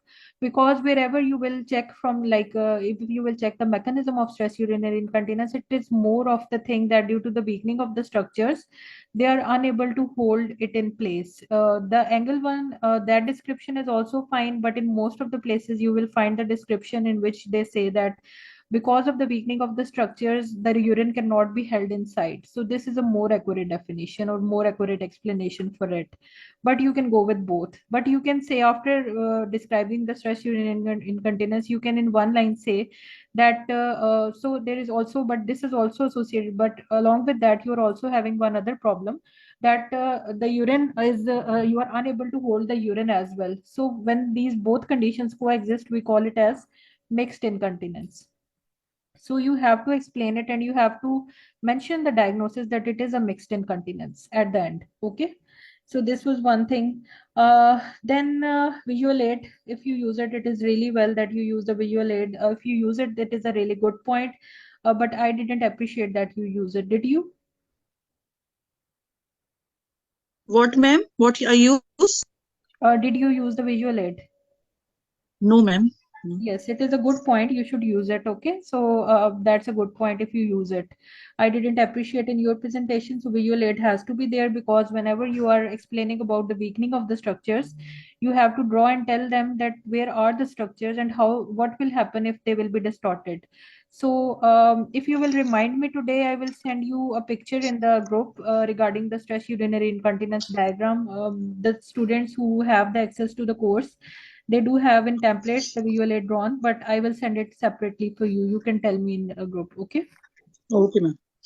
Okay, so this was one thing. And then in explanation, the other things were fine. The pelvic floor muscle thing was fine. About the lifestyle modifications, you went well. Then you told about all the surgeries. Today, I have placed the mixed incontinence specifically to explain one point to you all. Because it is always said that whenever you are having a mixed incontinence, it is always good to treat the predominant symptom. But in the NICE guideline, I would like you all to read it today and make this point a start point. Like you should highlight this point in your guidelines, that it is mentioned in the NICE guideline that whenever you are having a patient with mixed incontinence, in which the stress urinary incontinence is a predominant symptom, you have to offer the surgery, but before that, you have to offer the medication for overactive bladder. Okay. Okay, ma'am. This is a point from NICE guideline, and you should all highlight it today so that you never forget it. So you can simply, the second thing was, Tabinda, that our time was like 12 minutes, which means that 2 minutes were extra. So if you are facing any such situation in which you feel like you cannot complete your complete template, or you cannot complete the thing, it is a very advisable option that you enumerate the points. Like you can start by, because the overactive bladder drugs have to be mentioned before the surgery as per NICE guideline. So you can enumerate in your like management after the lifestyle changes. You can simply say, okay, so we have certain medications that can control the spasm of the bladder or the water bag, or and that can calm the water bag. And these are medications, these. So you can simply enumerate them, that these are the medications. These are like, they simply control the spasm. We can give them before offering you the surgery. So this way you are safe according to the NICE guideline, because you have offered the management for the bladder drugs, and you are offering the patient with the surgery. Yes, please. Ma'am, I was thinking that you will stop me at 10 minutes. So I was thinking that still I have time. That's why you are not stopping me. No, I am giving everyone the time. Everyone is going 12 minutes today, but the time was over. But I didn't stop you because I wanted to listen you till the end. Yeah. Okay. So, but the time was above, and Okay. in the exam, you never get a time to see your watch, and there is no watch displayed as well in the like one-to-one exams, because nowadays most of the exams are one-to-one, so you do not get a chance to see the watch. You have to get it in your as a habit that you complete it in 10 minutes. And the best method is that you simply enumerate the things. Simply say that we will give you some drugs to calm the water bag, and also we have some option of the surgery available for your condition as well. We have a technique that we call as birch colpo suspension.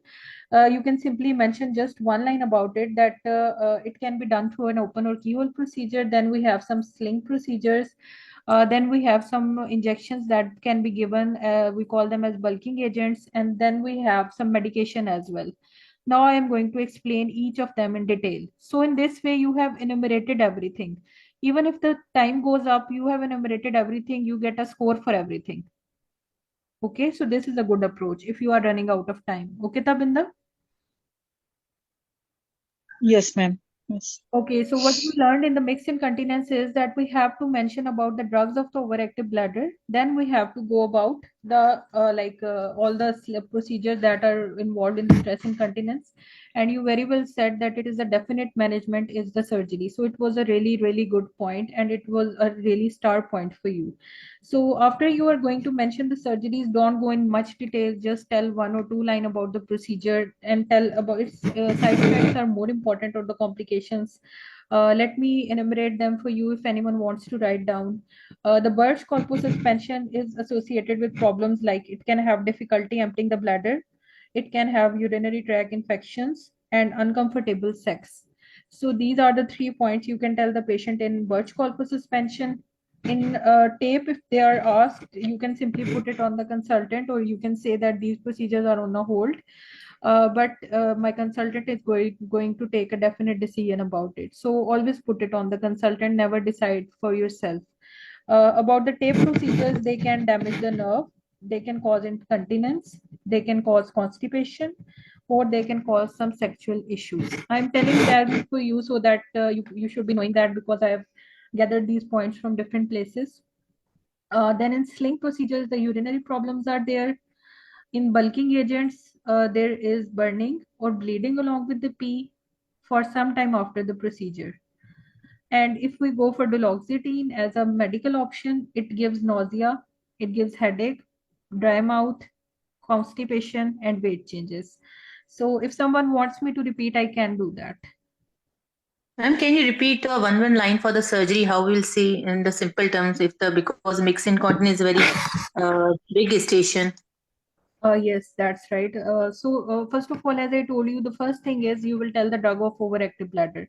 After that, you will go to the surgery, and in surgery, you will say. And for the drug of the overactive bladder, should we mention the side effect at the same time, or we say that at how much time it will take, or should we straight go ahead with the surgery of stress? If you are telling anything, as I told you that first of all, enumerate the things, then start discussing each thing. When you will go with the overactive bladder, you will say that, okay, we are going to provide you with the drugs that will calm your bladder or that will calm your water bag. However, these drugs are having some side effects, like they can cause dry mouth, constipation, or headaches, and they can be having some effects. So simply if you say this much, this means that you are talking about you are talking about the antimuscarinics. This means that. And one line you can add that after these drugs, we will, after 4 weeks, we will follow you up to see that whether you are having, you are getting the effects or not. And accordingly, we can change or alter your drugs. And we also have some surgical management. If it is a station of overactive bladder, you have to enumerate everything. You have to tell about the antimuscarinics. You have to tell about mirabegron. Okay, so you have to, after that, you have to tell about the other options. But if it is a station of mixed incontinence, just enumerate or say. Ma'am, if the overactive bladder, if it is with the urge predominant, then we need to explain each and everything about the overactive. Yes, then you need to tell everything about the overactive bladder. There is no need to involve the surgical options for a stress urinary incontinence. You have to treat the predominant symptom. But it is mentioned in Okay. NICE that whenever it is a mixed incontinence with We give to make incontinence, the you medicines. have to Okay. tell just the details or the drugs of the bladder, overactive bladder, and then go to SUI. But when it is predominant with the overactive bladder is predominant, then you simply have to tell the details of the overactive bladder, and you have to tell it surgical details which involve the augmentation. You have to you can mention that we can divert the water pipes, or we can transplant or take the different cells from we can take the different cells and we can implant it as your bladder. So augmentation, cystoplasty, and diverting the ureters, these all can be mentioned after neuromodulation and all the other things. But this is when the overactive bladder is the predominant symptom. Any other questions? Okay. Ma'am, for the surgeries for the stress urinary incontinence, what single line we can say? Yeah, I'm going to tell you. Okay, so for the Birch corpus suspension, you can say, okay, so it can be done through open procedure or a keyhole surgery, and we will help to support the neck of bladder, or we can support the neck of the water bag to hold it and maintain back the angle, or to hold it in place. So this is just a one-liner. I'm going to repeat it again. We are going to perform an open operation or a keyhole operation, and what we will do is that we will support the neck of bladder to hold it in place. This is for Birch-Corpus suspension. This is a good line. For sling, you can say that body's own structure can be used to pull the water pipe to maintain its place. Okay. And for the bulking, Can you repeat sling, please? okay, so sure. We can say that we will use your own body tissue to pull up the water pipe. To pull up the water pipe in place. Okay. Okay. Then comes the bulking agents. We can say that we will insert the glue-like substances in the water pipe to create a bulk around the water pipe.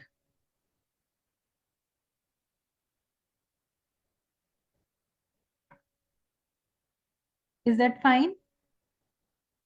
Yes, ma'am. Thank you so much. Okay. Any other questions? No, clear. Thank you. Okay, okay. And one thing is that if the patient is asking about specifically in stress urinary incontinence, you can tell that normally 90 to 95 out of 100 women have a successful outcome after surgery. So this is the success rate of like stress urinary incontinence things. So I hope that everyone is clear about mixed incontinence, because mixed incontinence is a station that is not given in a very well way anywhere. So I have tried to discuss it today so that you are all clear about it. Is everyone clear about it, or do you have any queries about it? Ma'am, also if the urge will predominate, then we will do the urodynamics also. Otherwise, not. Yes. Urodynamics in this station, it was already given, because if it is a mixed, then in most of the cases you have request in Urodynamics. Okay. it is given to you. Okay. Okay, ma'am. Any other questions? So, Dr. Nazish, we have to clearly say that this is a mixed incontinence to the patient.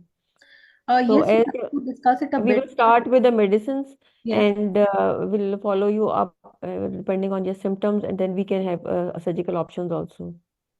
Yes, you will say that we will offer you medicine first, and we also have surgical options. Generally, the surgical options are a definite management, are a definitive management. But we will see that if the drugs help you, then we can also do your follow-up, and accordingly we can decide regarding the surgery as well. So you can say like that, because in stress urinary incontinence, you have to mention the drugs first.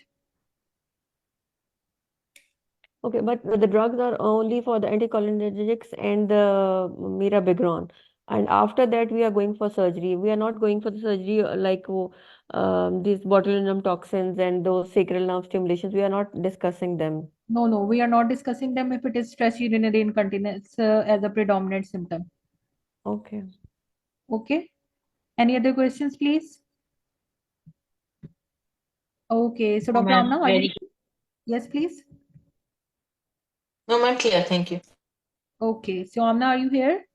Yes. Yeah, I would just like to add a few things to Tabinda's presentation. The college has been doing in the recent a few exams that they tend to give foreigners in their one of their stations. They just want to see that how you approach to a foreigner. A foreigner is sitting, you are being called by the nurse OPD to see a foreigner. That may be Indian, that may be Pakistani, or that may be any other nationality. And they want to see that how you approach. You start talking to her that, can you tell me more about your concerns? So then they can make you borderline in communication with the patient that she has just come and started asking questions. She didn't ask, are you comfortable with the English? So these are just minor things that you should be aware of. And so this was missed by Tabinda. Situational awareness.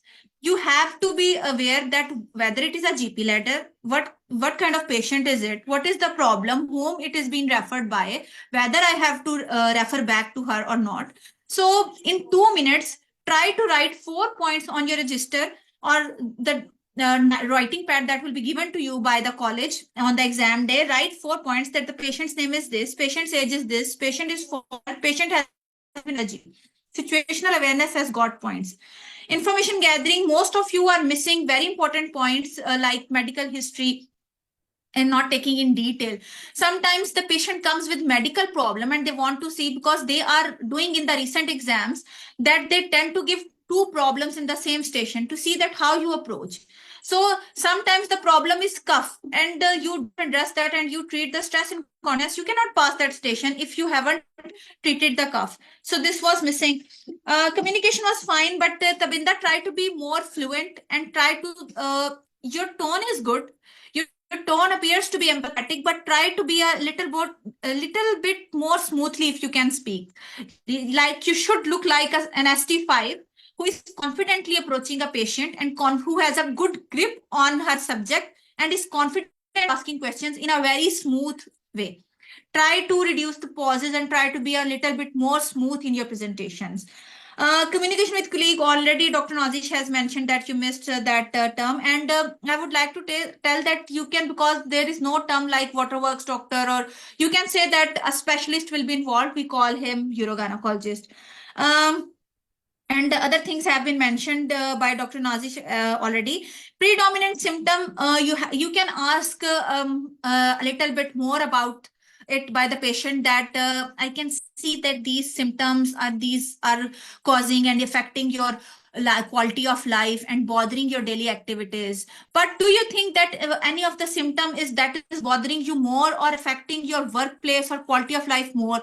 So then the patient will say, yes, this problem, rushing to the toilet, this is affecting me more, and I want to get rid of it first. Okay, so this will be the catch given by the station, that they want to listen about the overactive bladder medicines first. Always the role player will guide you. Listen to the role player will take you in the correct direction. Anything that you think that is bothering you more and affecting your quality of life more, and you want to discuss more about it, the patient will there and then say, yes, this problem of going to toilet again and again, this is affecting my job place, my job workplace, my boss is so much irritable with me, can you please treat it as soon as possible? There and then the role player will guide you. Yes, I have to discuss with her the overactive bladder treatment options first, and then I will tell her the stress incontinence treatment options, because it is a quite bright chance that this is going to come as SPT, because it has been coming as ST, and in the last exam we saw that most of the STs they gave as SPT. So have a good grip on mixed incontinence and try to be broader. You can say that when the patient asks what will be it, so you can explain that this is a condition, we call it as mixed incontinence, in which the two types of symptoms can coexist. And regarding the management options, a team of doctors, including my consultant, will decide the best management option possible for you based on the symptom that is bothering you, that is affecting your quality of life more. But what seems most likely, that they are going to start you with some medications that we call as this, and then enumerate this. So this is a very important station, and I just want you to all give a read to the nice guideline, that point, and star it, because this is the catch, that they want to see whether you discuss the drugs or not, or whether you are jumping to the surgery. So listen to the role player and try to address this concern. Otherwise, Tabinda, it was a good presentation. You are improving. Your last time your diagnosis was not correct, but this time you diagnosed it and you took the station well. But try to be a little bit more confident in your tone, little bit more smooth, and try to practice a little bit more. Otherwise, it was good. Okay.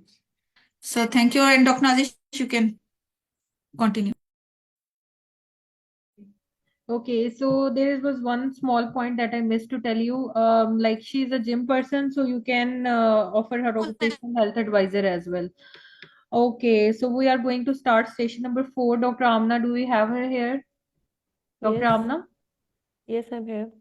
Okay, so you have 2 minutes reading time. I'm going to start it for you.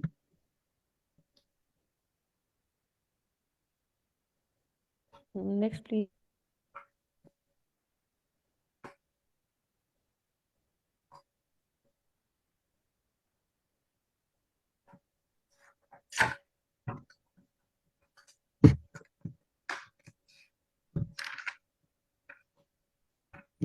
Next, please.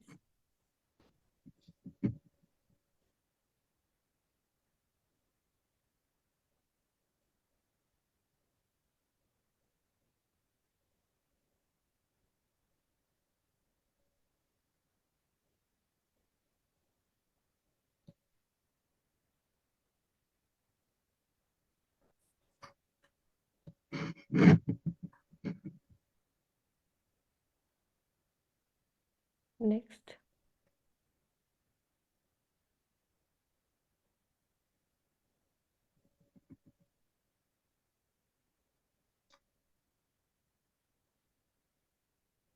Can I see last page?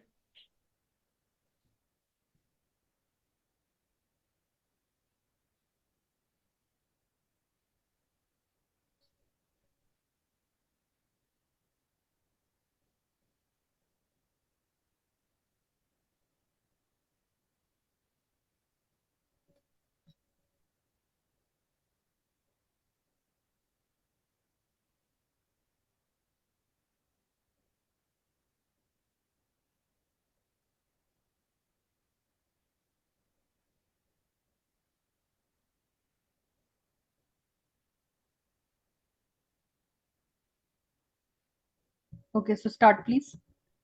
Hello, I'm Dr. Amna, one of the doctors in the clinic today. Can I confirm your name and age? Yes, doctor, I'm Linda David and I'm 50 years old. And how can I address you? You can call me Linda. Linda, what I have gathered from your notes that you are here because you have some problem with your waterworks. Am I correct? Yes, doctor. Any more concerns you want me to address? That's it, doctor. Can I ask you a few questions to know more about your condition and then we'll discuss the management plan, how that sounds? That sounds fine, doctor. So can you tell me in detail about your waterworks problem? Yes, doctor, the problem is that I don't know what's the problem with me, but it's like I have to go to the washroom every 1 hour, every half hour, and it's really causing me stress. So I just want to have something that can help me with these problems because I have to rush to the toilet whenever I have to go. I'm sorry to hear about that. This problem is bothering you a lot. So, me and my team of doctors are here to help and support you in this. So, can you tell me, do you feel pain in your lower tummy? Um, no, not much, doctor. And how many times you are saying that you have to go every hour? For how long this condition has developed? This condition has developed almost, it's been like 4 5 months now. Okay. So, how many cup you have your bladder you maintain? So, how many cups of tea and coffee you are taking? Well, doctor, it's like I do take like 2 to 3 cups of coffee and water. I take like 1.5 liter in a day. Okay. And have you noticed any blood in your urine? No, Have you noticed any bulge down below? no, And do you leak when you have to rush to the toilet? no, I don't feel like that. Any problems with your bowel habits? No, Okay. And uh, Linda, when was your last menstrual period? it's been almost a year, doctor. Okay. So are you up to date with your cervical screening? Yes, I am. Okay. And do you have children? Yes, doctor, I have 2 kids. And how are the deliveries? They were born by cesareans. Okay. And how was the recovery? The recovery was good. Some personal questions, Linda. Are you sexually active? Yes, I am. Any problems during sex? No, doctor. Okay. So, are you visiting GP for any other medical illness?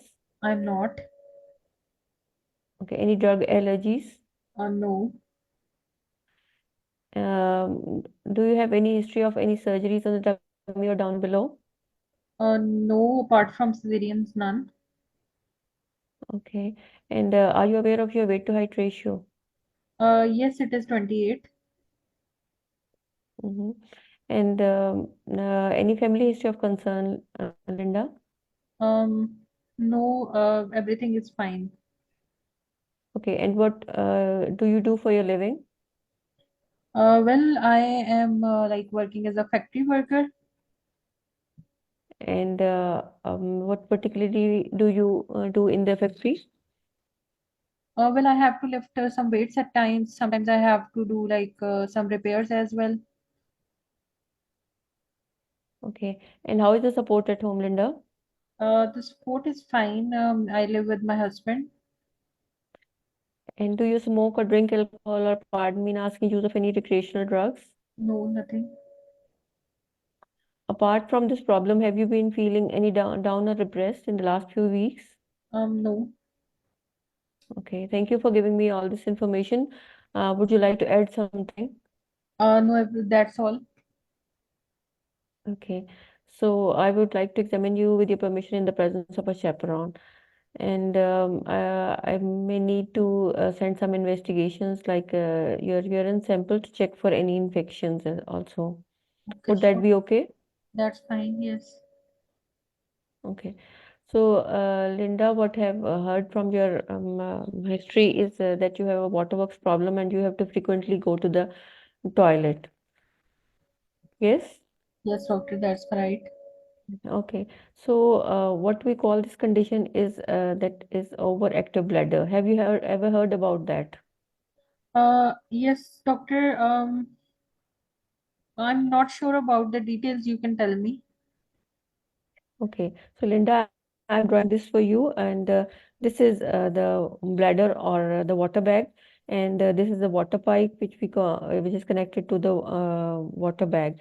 So normally, what happens is that when this water bag is about half filled, so that we get a sensation of going to the toilet and to desire to pass urine.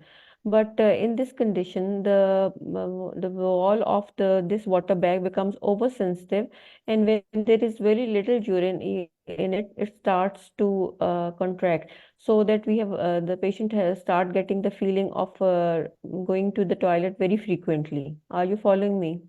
I'm getting that. Yes.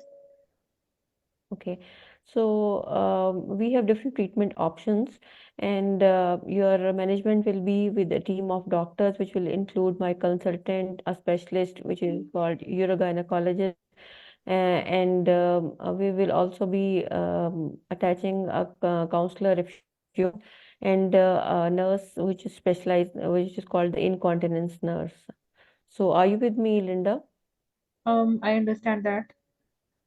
Okay, so the management options will include some lifestyle modifications, starting with caffeine intake, which irritates the bladder. So, if we reduce the number of times you take tea or coffee, it will be better.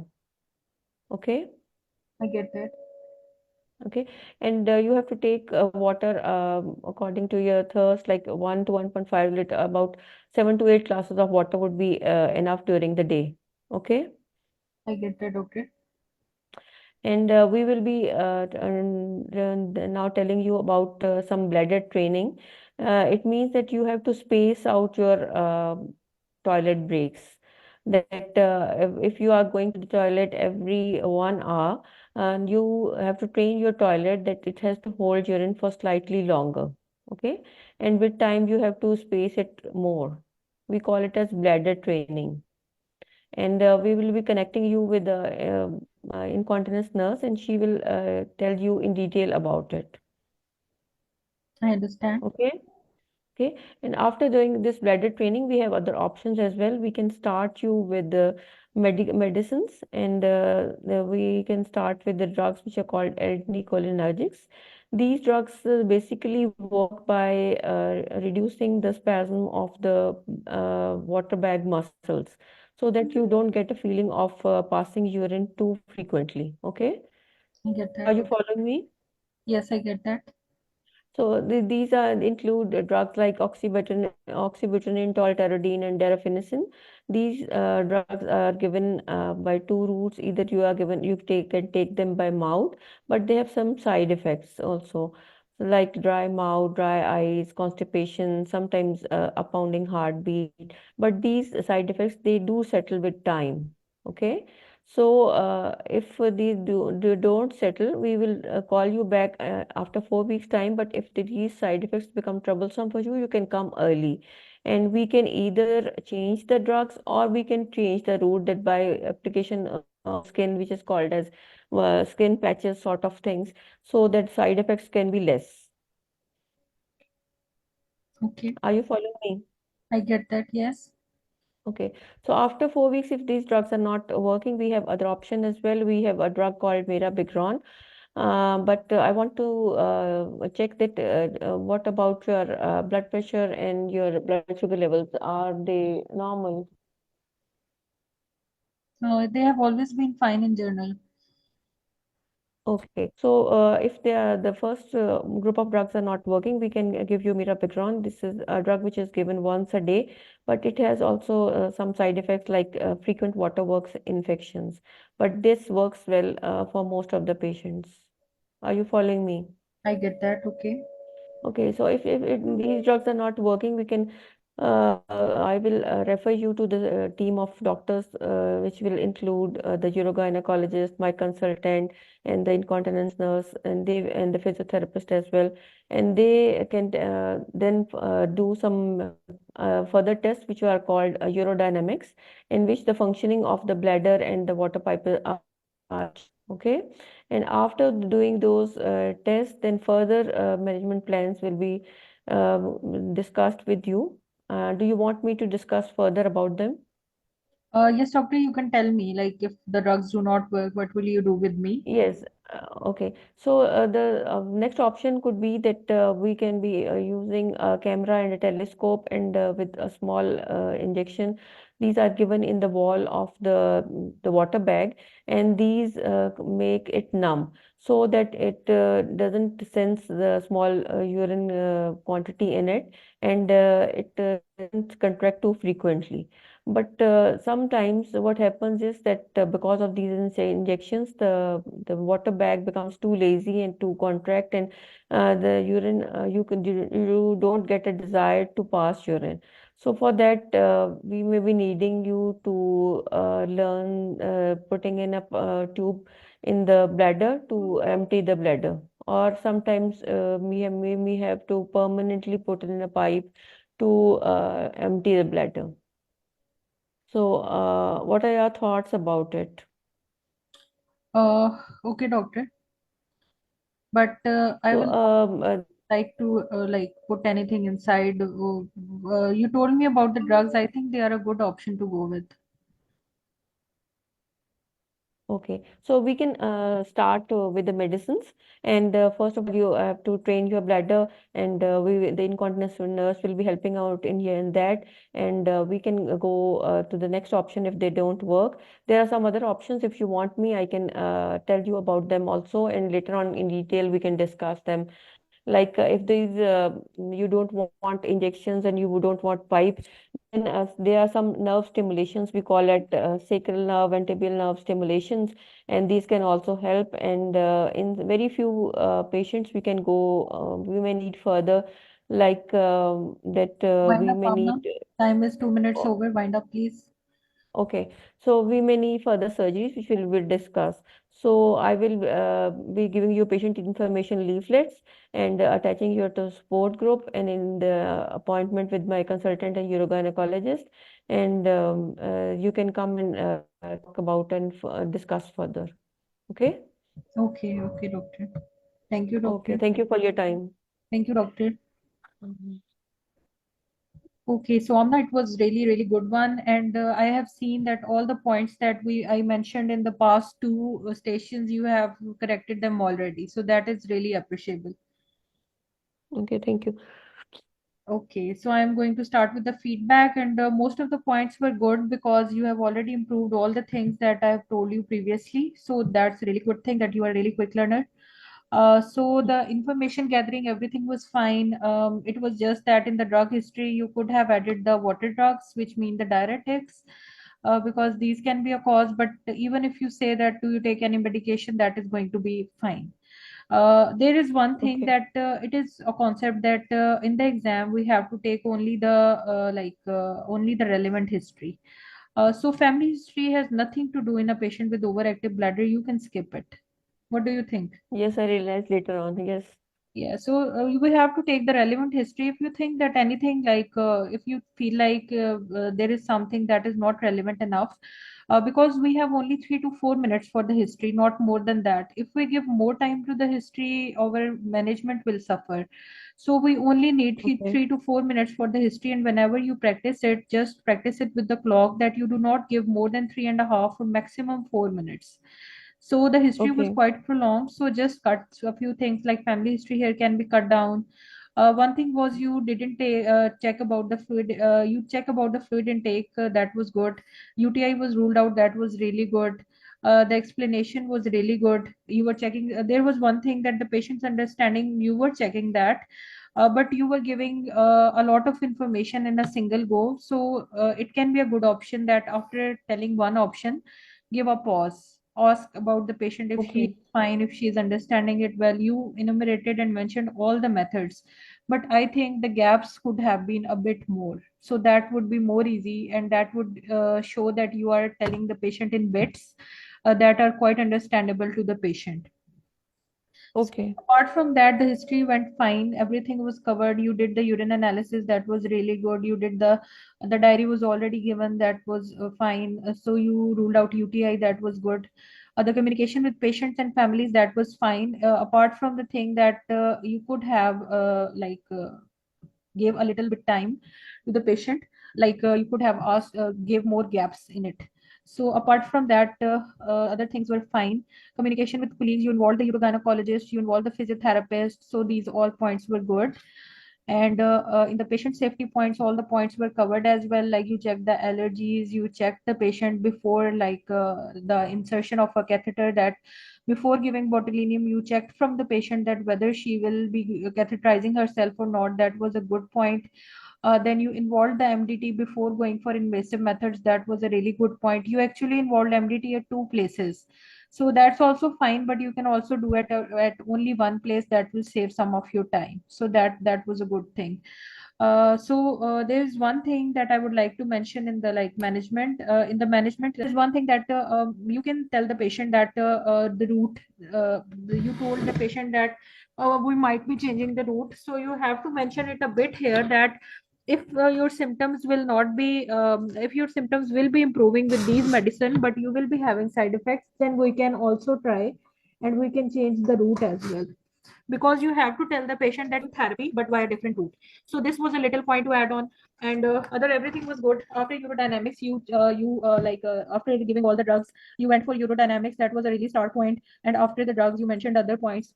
There was one thing in which I thought that you are describing a lot. When you have explained the overactive medicine drugs, just enumerate the other options. There is no need to discuss other options at all. It was a good point that you checked the catheter before giving her botulinum toxin, but there was no need to go in the details of botulinum toxin. Just tell her that we will give you some injections in the water bag. There can also be some nerve therapies, and also the other therapy. There can be certain surgeries as well that can make the bladder bigger, and or that can divert the water pipes to the other route. This is simple. Hardly takes like 20 seconds to say all these options. So just enumerate all the options and explain only the medicine. Okay. Yes, I have to work on the history, that I have to shorten it down. Yes, that's the history. Cutting down the history is a very tricky point. You have to cut down the history, and you only have to take the relevant history, because in urodynamics the history is already so long that you cannot think of prolonging it further. So you have to cut down all the extra points, and you only have to focus on the important points, but the important ones should not be missed. Okay. Overall, this was a passing station. Dr. Sana has to add up something. Okay, thank you. Yes, it was a good attempt, but as I already told that I am a strict examiner than Dr. Nazir, so I will be adding up some points. Information gathering. Yeah, information gathering was fine. A few extra things were, Dr. Nazish already told that family history was not necessary. Your explanation was fine because it was good, but based on this factor that overactive bladder is quite a lengthy station. So just try to tell the explanation in a few seconds. Let me tell you whatever the name of the patient is, like Amanda, that this is a condition in which bladder becomes irritable, and that is why a small amount of urine can cause urge to go to the toilet. Just one line. And that is why you are having frequency and rushing to the toilet. Just one line. But I have written this line everywhere, and I want you to write that just one line is enough, that the bladder becomes irritable and a small amount of urine can cause urge to go to the toilet. We call it as overactive bladder. That would be fine. One mistake that you did, Amna, is that you asked that do you want me to discuss further management options, or do you want me to tell you other surgical management options? You are the doctor. She is not a doctor. This is going to be your decision. You are asking from a layman that do you want me to discuss the surgical management options? There and then your communication will go borderline. Because this is a very critical point. The examiners over there, they are monitoring the words that are coming out of your mind, your confidence, your body. So it's better to say that there are some other management options, there are some other surgical management options that we will consider or discuss with you if the need arises. Or if we see that you are not responding to the management options or the treatment options, then we will discuss some more invasive management options with you if the need arises. And if the consultant considers that they are important for you, we will have an appointment for you to discuss those surgical management options in detail. Would that be fine? You 2 times asked that, do you want me to discuss the management option? You are not the doc. You are the doctor. She cannot tell you what to discuss and what not to discuss. She can just choose for herself. Okay. So one thing this was missing, and sometimes it happens that we have been told in recalls that overactive bladder is coming, overactive bladder is coming. But what happens that there has been a scenario coming in the recalls in the past paper. Nobody tells that the role player says, I have been taking oxybutynin. It's been 4 weeks. Okay, or I have been taking mirabagram. I'm fed up of the medications. Your consultant just prescribed me oxybutynin. That is not working for me. That is causing me dry mouth, dry eyes. And now the angry patient is there.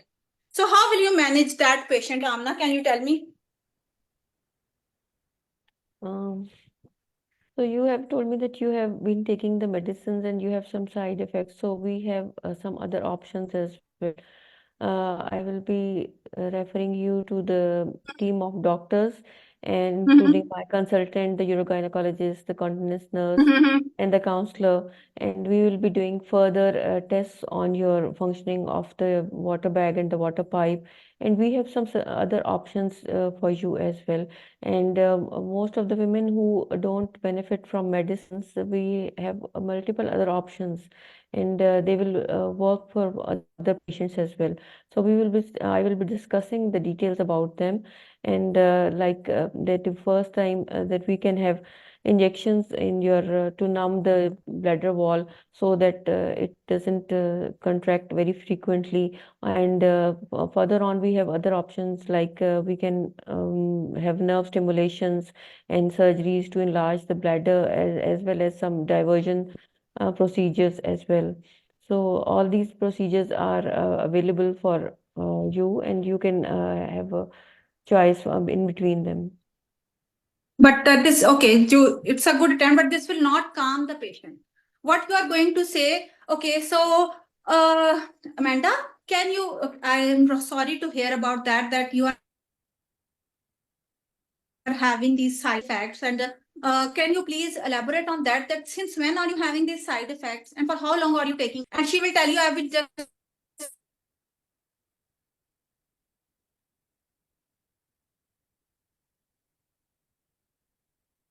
and many of the women experience them. We have certain medicines for them as well. We can change the route for you as well, administering the oxybutynin. And regarding the fact that you are saying that you are not seeing improvement, Amanda, sometimes it can take up to 4 weeks, some women, to bring the good outcome, to bring the control of the symptoms. But if you are not ready, what we suggest that you can continue taking for them for more than for another 2 weeks to see how you recover. And if you are not comfortable to continue with the medication, then I can definitely arrange an appointment for you with my consultant, so the team of doctors can switch over to you to another medication. Okay, so don't you think this would be a better answer? Try to be a more diplomatic answer. Okay. But if she says that I have already taken them for 4 weeks, then we will. Yeah, I'm coming to this point. Sometimes this type of scenario is also coming in the recalls that the role player says, but we listen that we say that overactive bladder is coming. But the role player concerns, we don't know. Sometimes they change the role player concerns. They will give you a patient. Outside it is written overactive bladder. When you start taking the history, the patient will say, it's been 4 weeks, I'm taking oxybutynin. I've tried another medication. I don't remember the name. I'm fed up of the medication. I'm here to discuss the surgical options.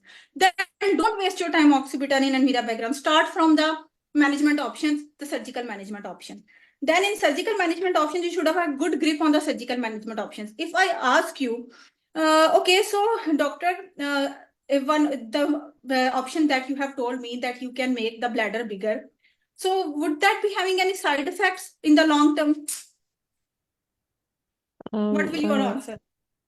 So, Linda, as it is a surgery, so it has got some side effects of surgery and anesthesia. You can have pain, bleeding, infection, and sometimes what happens is that there are repeated waterworks infections after this treatment, and which need further treatment. You can write, or you can all write that if the patient comes and asks about augmentation cystoplasty, so you can write a few side effects. They are already written in nice, that it can cause self-castration is the most important side effect that most of the patients can have in the long term. So you have to tell the role player that in the long term it can cause infections in the urine. In some women it can cause retention of the urine. For that we might have to prescribe self-catheterization. Have you ever heard of that? For that, we teach the patient how to empty the bladder by catheterization by themselves. So that could be a side effect. And in a few patients, sometimes there can be some sinister changes, or sometimes cancerous changes can be there as well. Another form of treatment is also available, in which we can divert the water pipes or the ureter, we call them ureter, to the bowels as well. But these have also got some side effects, like it can cause repeated infections. Sometimes other problems can be there as well. So, but the final management option and the surgical option that will be best in your case would be discussed by the team of doctors. When you will be telling the side effects to the patient, she will, if the aggressive role player is there, you will tell these side effects, that it can cause cancer, catheterization, lifelong retention. The role player will calm down there, and then they will say, okay, any other medical option you can offer me, or any other medical management option. So if that is taking oxybutynin, you can offer mirabegron after team of doctors. So this is the catch. Never the scenario will be same like this in the exam. Always the role play concern will be different. Sometimes the role player will already be taking oxybutynin. Sometimes they will just come for surgical option. They will, in the start, in the management will say, don't tell me medicine, just tell me surgical management option. Now you have to enumerate these side effects so that you can convince the role player to come towards the medical management option. And if you all want to write, you can write these side effects. That augmentation cystoplasty can cause cancerous changes, self-catheterization lifelong, retention of urine, and urinary tract infection. And same goes for Botox injections. It can also cause the self-catheterization lifelong. And urinary diversion, you all know that it can cause repeated infections and some metabolic disturbances. So write these, because if the scenario starts from there, you have to convince the role player that these surgical options are not suitable for you because of the long-term side effects. But before respecting her concern, explaining the options, telling the side effects, and then convincing to come towards the medical management options. Okay, is it clear? Dr. Sana, can you tell me simply about the Botox injection? In the one line to the about the Botox injection to the patient in single line. Okay, so you can just say one line that there are some injections that can be given into the lining of the bladder to calm it. We call it as Botox injection, but the team of doctors will decide it. You can just say one line that we will give the injection through the camera. It can be given, and the urogynecologist will be in a better position to discuss with you. And through the water pipe, we'll give certain injections into the lining of the water bag that is going to calm the womb and calm the water bag and resolve this problem of your frequency and urgency. Okay. Dr. Sana, can you please add these lines in the templates? Templates have been uploaded, and it wouldn't be possible that, but we can add another slide mentioning these explanations. Modification won't be possible, but we can add another slide. Okay, thank you so much. Okay. Okay, so yes, Dr. Nazish, you can. Okay, overall good attempt, Dr. Amna. Thank you. Okay, Dr. Nazish, you can proceed to the next station. It would have been very late for Kim now. I guess Kim is not asleep. I'm still awake. Okay. Okay, good. Always Kim has to suffer. Always. Kim, you have one more station, and I've kept it till the end so that you stay with us. Stay awake. Sure. I'm still awake, don't worry. Coffee, strong coffee, and stay awake. Tamara, are you here? Yes, Dr. Nazish, I am here. Okay, so it is going to be a structured discussion. Okay. Yes, I'm going to turn slide.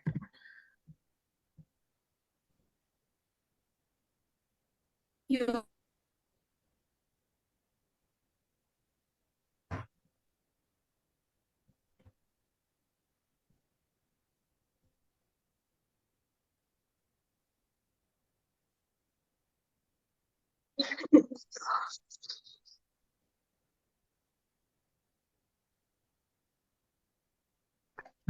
Okay, start. Okay, start please.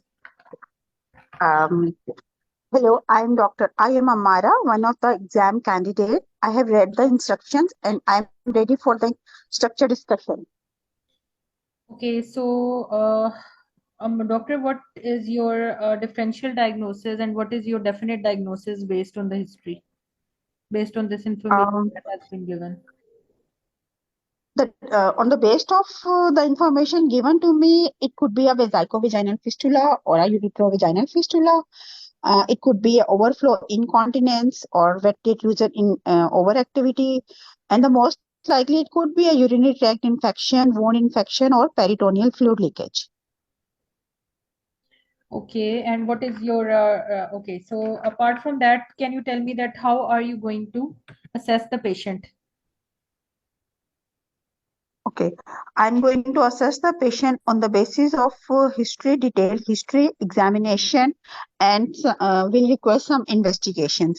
Regarding history, I will ask the patient about the onset of this discharge, the amount, the color, and the smell of the discharge, whether the discharge smells like urine, and whether patient is having any complaint of urinary frequency or burning micturition, and whether she is having any um, uh, fever or felt unwell after surgery, she was prescribed some antibiotic, and how is she till up till now, and whether she is having any other bowel problem. And I will also like to review her notes, and then I will examine the patient in the presence of a chaperone, and we'll check blood pressure, temperature, and pulse, and the inspection of the discharge on the pad. And then, as patient is post-operative, she will she must be in a pain, so we'll examine gently. We'll perform a gentle speculum examination and a digital vaginal examination to see whether there is a collection or not.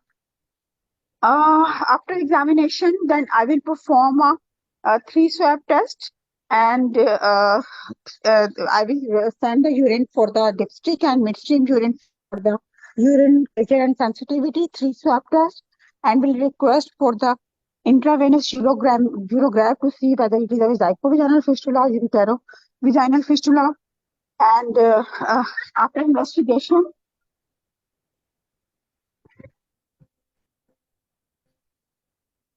Hello. Hello, G. Yes, please. And so what is going to be further, yes, please. My most probable diagnosis is the vesicovaginal fistula. So the initial management will depend on the cause of the this discharge, and will involve the multidisciplinary team involving the consultant, urogynecologist, and specialist nurse. There is, if UTI, then will give, if it's a urinary tract infection, then it will be settled with antibiotics, will be given. If there is any collection or peritoneal leakage, patient will be reassured that it will settle on its own. And if it is fistula, then the fistula repair will depend upon the size of the fistula. Okay, so how are you going to manage if it is a case of vulvovaginal fistula? So, if it is a case of vulvovaginal fistula, then the MDT will be involved, and including the consultant urogynecologist, microbiologist, and a specialist nurse. And vulvovaginal fistula will be managed according to the size. If it is a small fistula, it will heal on its own with just a 12-week free urinary drainage, and patient will be reviewed in 6 to 8 weeks that time. But if it is large vaginal fistula, it may need a surgical repair once the wound is healed. After repair, the patient will be catheterized for 2 weeks. Repair can be done by the laparoscopic route, by the vaginal route, or the abdominal route. In the laparoscopic route, the quick recovery and the short hospital stay if the fistula is approachable vaginally, then the Mauritius grafts can be applied, and if the fistula is not approachable vaginally, then abdominal route may be used. The ongoing management depends on two things. It is on the clinical management and the clinical governance issues. So as it is uh, mm, regarding the clinical governance, the datics will be generated, and after incident report, proper documentation will be done, and debriefing the patients, and will perform the duty of the conduct, and Condor and the will arrange a counselor for her mental health issues. Okay. So how do you think it can be prevented?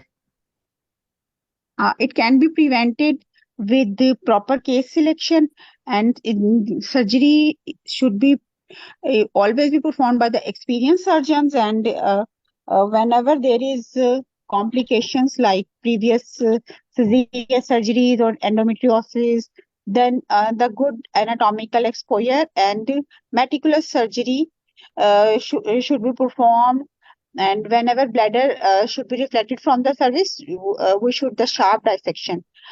Post-operatively, if there is any persistent hematuria, then it should raise the high suspicion of the fistula, and it should be addressed timely. Okay. So anything that you want to add in the management?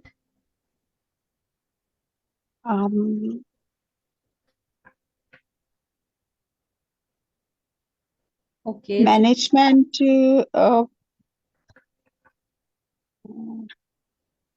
I think so. I have covered the clinical issue and the clinical governance issues. Okay. So what are going to be the long-term complications? The long-term complication, patient can develop the skin excoriations. She can have these psychosexual and mental health issues, and probably she can develop the stress urinary incontinence later on. Okay. Thank you so much. Thank you. Thank you for your time. Okay, so Dr. Mara, it was a really good one, and you have covered almost all the points, key points that were included in this session. So let me start. First of all, in the differentials, the first question was that what are your differential diagnosis? So all your differential diagnoses were totally correct. That was vulvovaginal fistula or uterovaginal fistula, urinary tract infection, overflow incontinence. We have wound infection. There can be peritoneal fluid leak or sometimes a mixed incontinence.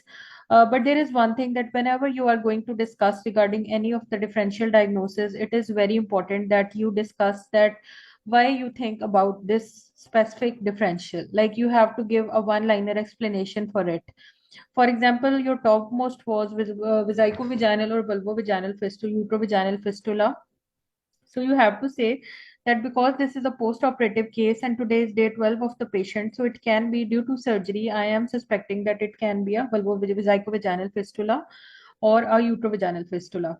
And because she's a post-operative patient, the infections can also happen. So it can be a urinary tract infection. And we will also check the patient for any nocturnal enuresis because this can be a mixed incontinence or the overflow incontinence as well. So these are a few things like you just have to add one line after each differential that why you are thinking about this specific differential, because talking only about the differentials will not give you a good score. Okay. So this was one thing. Then the second thing was the history. In history, you covered all the points. Like you asked about the onset, you asked about the amount, you asked about the smell, because this is a very important point, that how the discharge smells, whether it is having urine-like smell or not. This is a very important point in fistula. So apart from that, you asked about the urinary symptoms. You asked about the bowel problems. Did you ask about the fever? No, I forgot. I checked for the peritoneal leakage. I asked for the fever. Okay, you checked that. That's really good. So there was one point that in the same area you can check that whether there is any swelling in that area. Because sometimes there can be a hematoma as well in a post-operative patient, although she is having after 12 days, but still you have to check for any swelling in that area. So you check the operation notes. That is the biggest safety points for all the other people who are listening. It is a very important point that whenever a surgical complication is given, you have to check or review the patient notes. So it was the biggest safety point that you ticked when you said that I will review the patient notes. So this was a very good point. So after that, you told about the examination. That is, we will inspect the pad, then we will do the speculum and digital examination. That was really good, and you were gentle in your examination. But one point is there that you should have added chaperone as well.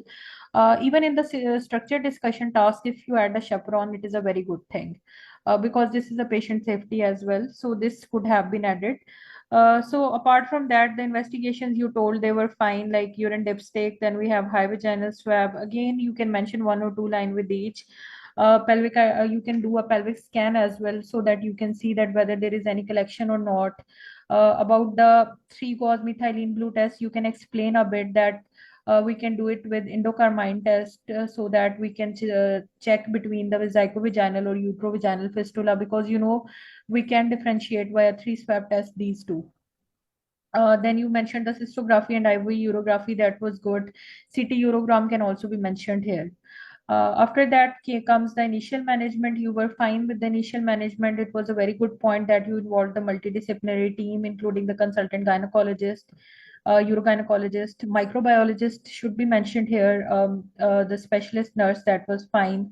The initial management was fine because you treated the infection. You told that whatever will be the problem, you will treat accordingly. Like if there is infection, we treat with antibiotics. If there is any peritoneal fluid leak, usually it settles down with time. If there is any pelvic collection inside, you can do the drainage. If there is vesicovaginal fistula, then we have to keep the like catheter for some time, and also you told the detailed management of it as well. Also, we have to tell about the breaking the bad to the patient, and the risk management that you did, after a few minutes you did that, so that was good. After that, you told about the vulvovaginal fistula management, about the small one, large one, the roots, the vaginal, the abdominal, the laparoscopy. Vaginal, you mentioned the Marcius graft. In abdominal, we have peritoneal or ileal graft that can be used. So it was a good point. The only thing that was missing in the station was post-operative care, because you did not mention anything about it. Whenever we are going to repair fistula, we have to mention the post-operative care, which is going to be a catheter. Okay. You have to mention the hospital stay. Then you have to, which is a very, very important point, thromboprophylaxis. In any post-operative patient, you cannot forget about the thromboprophylaxis, because the RCOG is really very much crazy about the thromboprophylaxis. They want to hear it everywhere. So you have to mention it. Then you have to mention that initially you have to check the bladder for any outflow obstruction. Initially, it has to be checked every 15 minutes. And when the patient is sent home, then a nurse is continuously in charge of that she can visit the patient at every second or third day. And she can also make sure that there is no blockage inside. So the issues of catheter block should be addressed somewhat, and the post-operative care was basically missing. That I asked you again that would you like to add something in the management? So I meant the post-operative care. So it is also very important. The clinical governance issues were fine. You debriefed the patient. The duty of candor was done. The incident reporting was done. That was good. The prevention methods were good, and the long-term complications were also fine. Overall, it was a good station, and it was a passing attempt as well. Okay. Okay. So thank you, Dr. Mara, for a good presentation. Okay, so one Thank you. question. Okay, so Dr. Amara, in which position you will examine vesicovaginal fistula? Ideally, it should be examined in the same position. Okay, good, because this has been one of the questions by the examiner. And one thing I would like to tell that it's been said by an examiner that in vesicovaginal fistula, if it was key from the college, that if the candidate skips the history of, he doesn't mention that I would like to review the surgery notes, you would simply fail the station. Okay, this was one key. And the other point was, if the candidate doesn't do the incident reporting, fail the station. So the college is so much critical about this. This was said by an examiner in last to last exam, that this was the key, that if it is the candidate misses any of these two things, like if the candidate miss the operative notes, fail the station, or if the candidate miss the incident report, fail the station, because they are not there to listen the management of the VVF. They want to see other critical points in a patient approaching VVF. Okay. Okay. And whether you describe the DDs or not. So this one was important. And another important thing is that it is not necessary that the VVF will come in the same way as it has been given. It can come in the form of risk management as well, because risk management has also been coming very frequently in the latest exams.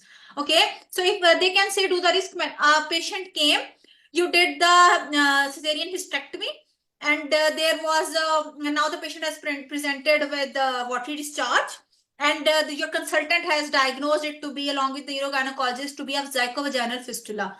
So what will be the risk management steps that you are going to initiate? Okay, so Dr. Mara, can you please enumerate the risk management steps? It's 6 Ds.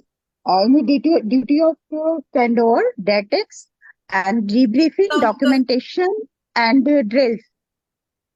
These are the clinical governance risk management steps. We will be having a detailed session on risk management, because it is yeah. So The risk I understand. I remember the risk identification, the risk management, risk assessment, and risk management analysis. First are is the analysis. four points. 5 points. Basically, there are 5 points. Everyone makes this mistake. There are 5 points for risk management. However, we will be having a proper session and proper class on that. The main objective to tell you is that VVF can come in the form of risk management. Okay, so you also have to describe the same steps while doing the risk management. Risk management a scenario will be done in the next, or maybe the other one class, but we will discuss in detail. But it can come in the form of risk management as well. Otherwise, don't miss these steps of incident reporting and review the notes and DDs, because you cannot pass the station whatever good you are speaking. If you skip these 2 points, you cannot pass the station. This is the clear-cut guidelines from the college, that a candidate misses the operative notes, you cannot pass that candidate in a post-surgical complication patient.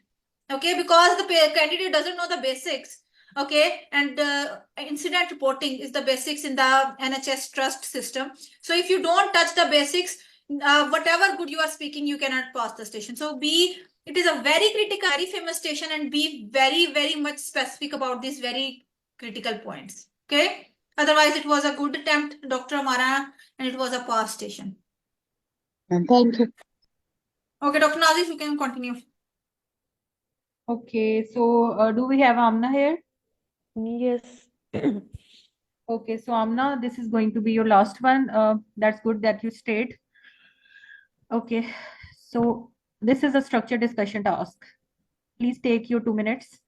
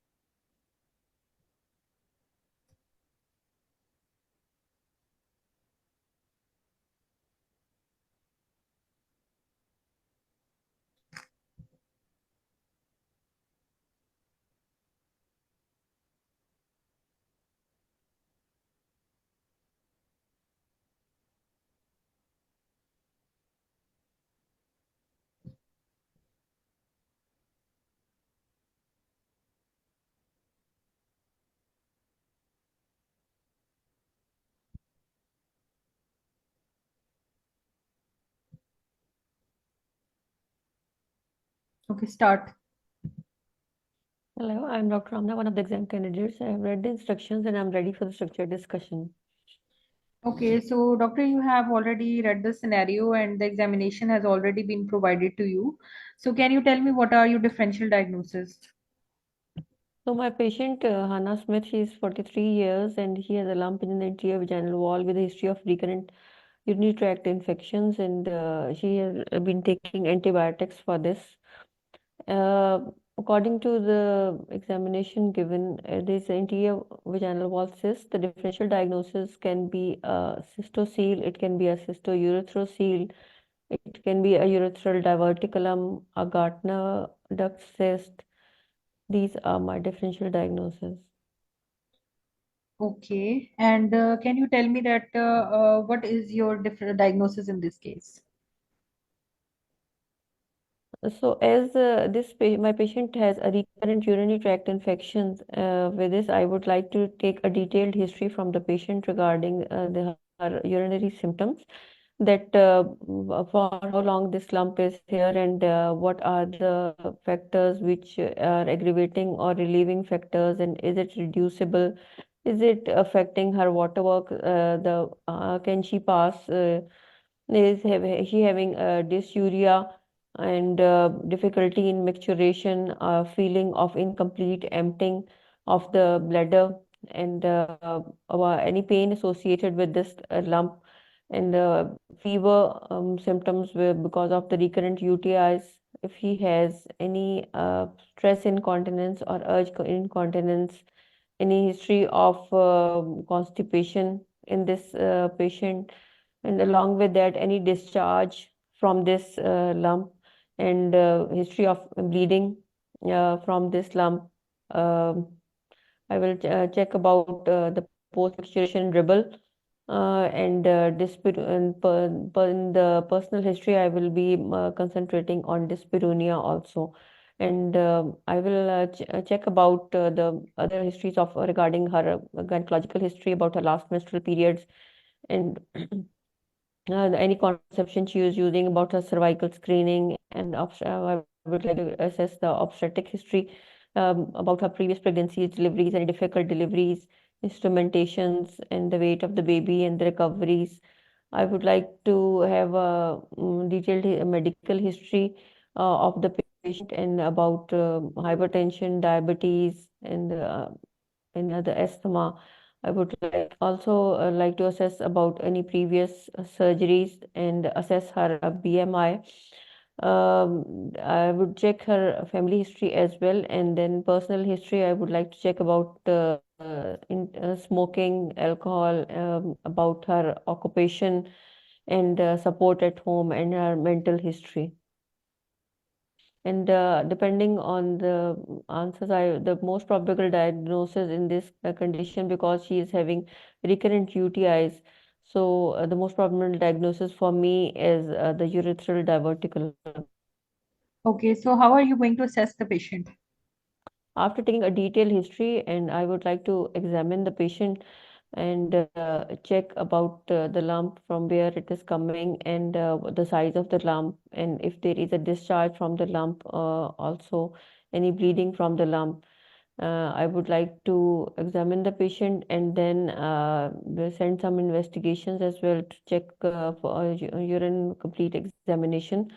And I would like to involve the multidisciplinary team for this patient, which will include my consultant, the urogynecologist, the incontinence nurse, and as this patient is also, these symptoms are bothering the patient, so I would also engage a counselor for this patient. And further investigations which will remain needed are after ruling out the urinary tract infection. Then she may need cystoscopy to check whether it is urethral diverticulum or not. And sometimes after the MDT approval, MRI and further investigations will be ordered for this patient. Okay, so anything that you want to add in the management? In managing this patient, after making the diagnosis, I would explain the diagnosis to the patient and treat the urinary tract infections for this patient and discuss with her the some further options of surgical options which are available for the surgery, which will include urethral this diverticulum incision, and second option is diverticulectomy, and third option is mm, mass supplication of the urethral diverticulum. Okay, so what complications do you think the patient will be having? Because of the urethral diverticulum, there is stasis of urine and there is recurrent urinary tract infection, which can later on, there can be stone formation, and in some patients there can be sinister pathology like cancer can develop in a very few cases as well. And after this, there are certain surgical complications which can develop after surgery after treatment of the urethral diverticulum, that they can be the pain, infection, bleeding. They can be difficulty in passing urine because of some urethral strictures can develop, and they can be voiding dysfunction after those surgeries, or they can be a recurrence of formation of the urethral diverticulum. Okay, so what are the things that you will counsel the patient about after the surgery, or what precautions you would tell the patients about? After surgery, before embarking on surgery, I will explain to the patient what are the surgical procedures and what are the risks, and the risk of recurrence is there. And sometimes the patient can develop stress incontinence, and after that, in a few cases, there are chances of development of fistulas after the surgery. So the patient will be counseled about the risks. However, expertise in surgery and the expert medical MDT team will follow up with the patient and do all the surgeries. And further follow up will be by the multidisciplinary team and the urogynecologist. And in these patients, sometimes after the surgery, they can have voiding dysfunction and stress incontinence that must be told to the patient before the surgery. And so further treatments may be required after doing the surgery for those side effects. Okay, do you want to add something somewhere? So the precautions are that if there are any risk factors which included in this patients, like if the patient BMI is high, or she is lifting heavy weights, or there is a family history, so there is a chance that there can be a recurrence. So optimizing of these optimizing and lifestyle changes are important in this patient. And later on, the patient may need to have a Foley's catheter in for some times during the recovery phase. So that must be explained to the patient. And a counselor is always needed because of the symptoms that she's having, and the waterworks infection and psychological issues that she's having. Okay, thank you so much. Thank you. Thank you for your time. Okay, Amna, it was a good one, and you prepared the diverticulum in a good way. That was a good thing. There was one thing that I was noticing, that the answer to the question was sometimes not that relevant. Like when I asked you about the diagnosis, you went to the history, and when I asked you to assess the patient, you went to the management. Was it so? Okay. Yes, I think. Okay, so this is a point. Although you have covered almost everything, you have covered a lot of points. But the thing is that if you are like, this is a point of situational awareness that the examiners are looking for, that how much attentive the person next to them is. Because in the exam scenario, definitely you have a tachycardia and you are stressed out, and sometimes it happens that the examiner says you the first thing. Sometimes the examiner asks you for the initial management and you tell whole the management. That is a wrong approach. Okay. Same way, if the diagnosis is asked, just tell him the diagnosis. If you have something that is going with the diagnosis, tell him that. If there isn't anything, you can say, okay, so based on the, I would like to take the detailed history accordingly and examine the patient accordingly. I can come to a diagnosis. If you are not sure about the diagnosis, just say this line, because the picture was clearly given, and the examination was quite clear. So that's why, based on this, you could have told the diagnosis directly as well. That okay, so based on the examination that has been provided to me, I would also like to take some further history, but based on the examination, it seems to be a urethral diverticulum. So this was one thing that always answer what's asked in sequence. Dr. Mara was doing the same mistake, that she was telling the management herself without me asking. So until the examiner has asked you something specific, don't answer that. Okay, this is one point. Because this shows that how much aware you are with the situation, and this gives an examiner not a very good impression, because they might think that the candidate has just crammed up the things and they are just coming up with the crammed up things. Just make them believe that you are listening to them and you are telling only what they want from you. So this is one thing. Okay, so one thing was that I told Dr. Mara as well that whenever they are asking about the differential diagnosis, always mention a few lines about it. Like always tell them that okay, so this is a case, like you told that it can be a cystocele. So you can say, because it is a bulge in the anterior wall, so this can be a cystocele as well, because this is that can also be a bulge. So we can rule it out by any methods that you have. So with everything, like if you don't know if you don't know the lines to each of them, then at least two three differentials mention that why you are saying that. If you can also say that patient, we can see that the patient is having repeated urinary tract infections, so I need to rule out the urge as well, because it can be overactive bladder as well. Because there is a swelling inside the vaginal cavity, it can be a carcinoma as well. Because this is a vaginal wall, because this is a cyst that is arising from the anterior vaginal wall, seems to be arising from the anterior vaginal wall or the urethra, it can be a vaginal wall cyst, it can be a urethral caruncle as well. So with every differential, you have to say just a few lines, so that you are mentioning the examiner that why you are thinking about that differential. Okay, so I have taken these from the talk, and I have mentioned almost all of them here, so that you can see it. These are the differential diagnosis of a urethral diverticulum. So you can mention them. And with two or All three, of you note down this, because it is quite possible that it comes as a ST and they can ask you DD. So please write them down. okay, so these are a few differential diagnoses. Then the next question was the assessment. So in assessment, both the things come. First of all, the investigations come, and the examination also comes in the assessment. In assessment, 3 points basically come. One of them is history, then comes the examination, and then come the investigations if only assessment is being asked. So starting with the history, we have to be a systematic in the urethral diverticulum history. Like we have to start that, we have to say, okay, so we will ask the patient about this, a few questions about lump. Since when is she having the lump? Where is the lump exactly, if she can point it out, or she can tell exactly. What are the things that can make it bigger, or does it come out on straining?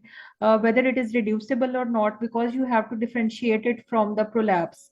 So also note, ask if it is painful. Also, I would tell you here that in the urethral diverticulum there is a triad given in the TOG article. Can you tell me the triad, Amna?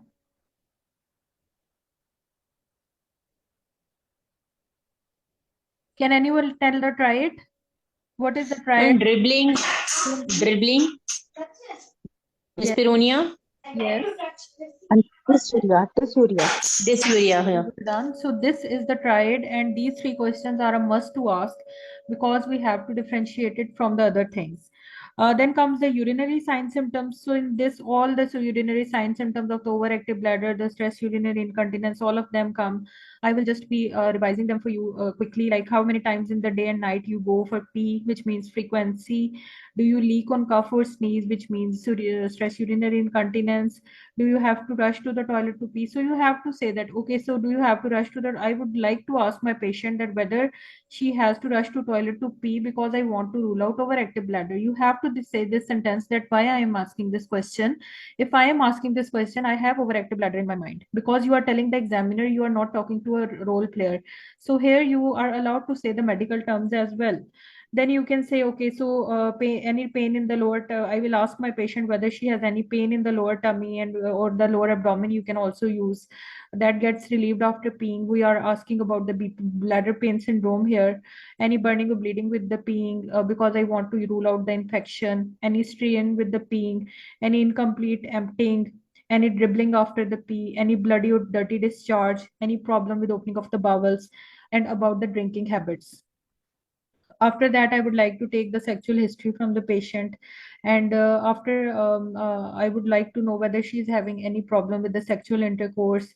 I would like to take the obstetric history. Obstetric history is very important in this question, because if it is a you are going towards the if you have a thing in mind that it can be prolapse, then you have to know that how many kids she has, how were the deliveries, whether there was any difficult delivery. Then I would like the patient ask the patient about gynecological history. If she's menopausal, I would like to know if she's using any hormone replacement therapies. How is her cervical screening? I would like to know the medical and surgical history from the patient. I would like to rule out allergies from the patient. I would like to know how is the support and what is the occupation of the patient. So I would like to take this history from the patient. In this way, you will say the examiner, just like I said. After that, I would like to examine the patient, and the examination has already been provided to me, so according to which it shows that it is a urethral diverticulum. I can also, there are certain investigations to confirm it. The investigations, you can check this slide because I mentioned most of the investigations that are given in a talk. See, when there is a simulated patient task, you don't have to be so much accurate about telling the names. But when you are talking to the examiner, then definitely you have to know that what is the gold standard, what other investigations are important. So from your talk, I have taken this and I have written it out. You can write it as well, or you can take a screenshot as well. There is urethroskopy because it can locate the diverticulum. Sometimes, if it is associated with some incontinence or you are not sure about the type, you can do urodynamics as well. You can also do an ultrasound as well. You can also do an ultrasound to see if there is any post-void urine volume. The gold standard is double balloon ureterogram. So you have to mention it clear cut. Then MRI, CT scan, micturating cystogram, voiding cystourethrogram. So these all are a part of investigations. So if it is a structured discussion coming, then you can mention things, but you cannot skip a few things. That is first thing, that is the goals. You cannot skip that MRI and CT. It's good that you say that. These two, if you even if you don't say that, that would be fine. But if you remember, that's a good thing, because in structured discussion, the more knowledge you have, it is good. One thing in structured discussion is that if you are not sure about the diagnosis, for example, if the examination was not given to you, then it is not a necessary thing that you take the management and everything according to the diagnosis that you are suspecting. You can take it as differentials as well. For example, if in the structured discussion you are telling the examiner the different things, like you tell the examiner, okay, so I have a few things in my mind and it could be anyone. So accordingly, I can manage my patient. For example, if there is any bulge of the water bag, womb, or the back passage of the vagina, I can treat accordingly. If it is a prolapse, I can accordingly suggest the patient with surgery. So in this way, if it is a station in which you are not clear about the diagnosis, take all the differentials and discuss management of all the differentials. You will not fail that station. You will pass it. Okay. Then the complications, if you remember the figures, it's good. Otherwise, at least remember that it causes UTI, abscess, calculus, incontinence, and neoplasm as well.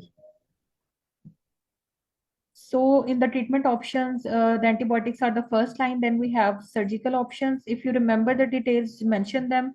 Otherwise, if you take the names, that would be fine as well. The surgical options, we know there is endoscopic reroofing or transurethral incision. Then we have marsupialization. Then we have diverticulectomy. Okay, so Amna, can you tell me that if it was a simulated patient task, how would have you explained the surgical options? What words would you have used for each of them? I guess Dr. Amna has maybe some problem with connection. She is not in class at the moment. Okay, so I am going to give you one-liners for each of these options, that how we will discuss each of these options.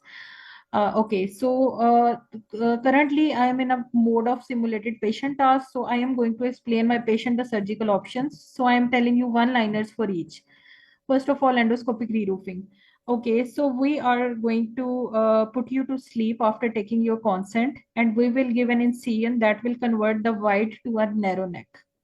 This is how we explain the endoscopic reroofing. Then we can say, or we can go for the removal of the sac through the vagina, or we can remove the diverticulum completely and then cover it with the vaginal flap. So this is layman terminology for these three options. Is everyone Can you about repeat? it? Yes, please repeat. Okay, I'm going to repeat it for you. You can note it down. First of all, incision converting a narrow to a wide neck. This is re-roofing. Then marsupialization, we can simply say that we can remove the sac through vagina.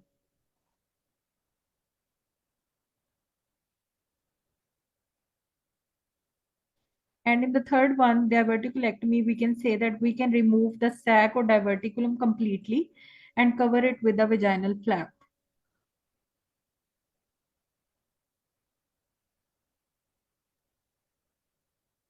Okay, so is everyone clear?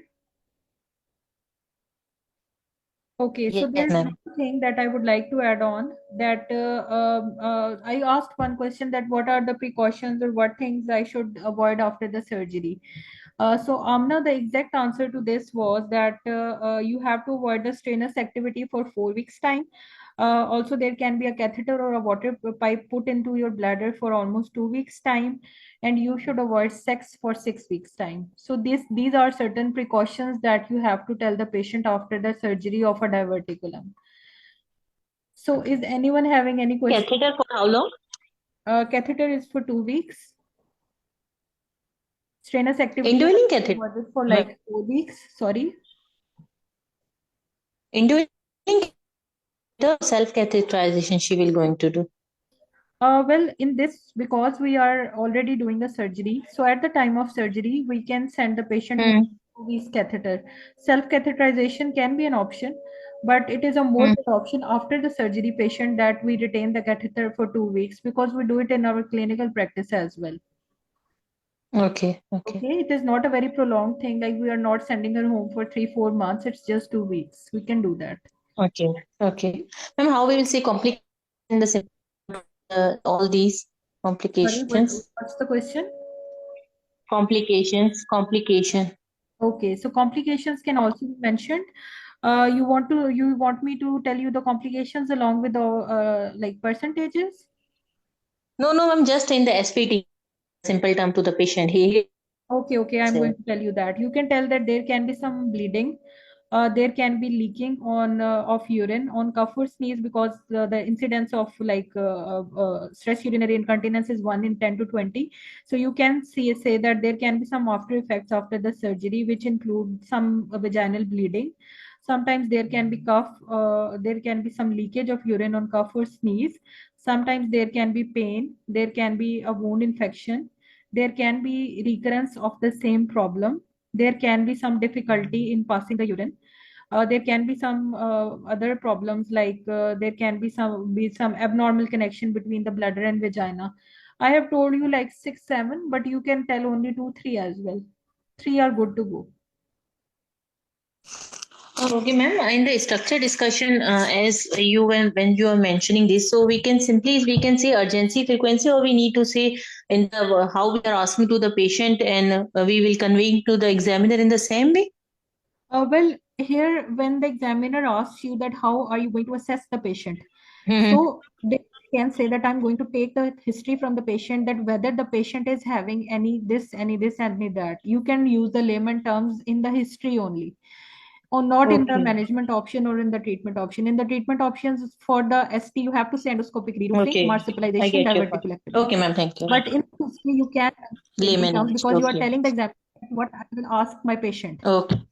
Okay, and even if you don't want to know say that, you can use the medical terms as well, but there you will not say that I will ask my patient that. You will say that I will ask overactive symptoms from my patient, that whether the patient is having any frequency, urgency or not. You can do in that way. So both ways are correct. Okay. Ma'am, if the patient don't willing for the surgery, then what we will say to the patient? Then if Okay. left untreated, this complication. Okay, so if the patient is not willing for the surgery, the first thing you have to do is put her to the consultant. Okay, and but you have to respect her opinion in any way, because in MRCUG you cannot implement anything on the patient. Whatever the patient says, for example, if the patient says, I don't want to go for the surgery, say, okay, so you do not want to go for the surgery. So there is an option that we can give you antibiotics, but it can be a thing that the problem will not resolve. And in the long run, you can have further complications, like you can be having some cancer, or we'll tell her all the complications that can happen if it is not treated. And then tell her that, but there are surgical options if you desire. I can discuss them with you. If the patient refuses, that's fine. Just put her to the consultant. Okay. Okay, ma'am. You cannot force her to go for a surgery. Just tell her that if she will not go for it, neoplasm is a very big problem that can happen. Like, Mm. who will want that she goes to a neoplasm? But just tell her the problems or complications that can happen. If the patient is not willing, that's her choice. Just tell her that the surgery is the definite management. But if you do not want to go for it, these can be complications that can happen. If the patient will be like, if you will scare her, obviously she will go for it. Okay, but if the patient is still saying no Okay, ma'am. to the consultant, okay, my consultant will discuss it with you in detail. Thank you, ma'am. Thank you so much. Any other concerns? Oh, ma'am, your session was brilliant. Thank you. Okay, there is still one station for Kim left. Kim, are you there?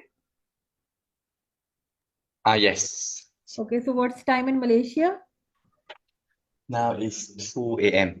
Yeah, well, Kim, I really wanted to keep it a bit earlier. Like, I wanted to do it 6:30, 1:30 p.m. GMT, but today's session was long because I had to explain the urodynamics as well. So I'm quite hopeful that next time you will get to sleep by 1. Okay, all right. Okay. So I'm going to start your 2 minutes reading time, please. Yeah.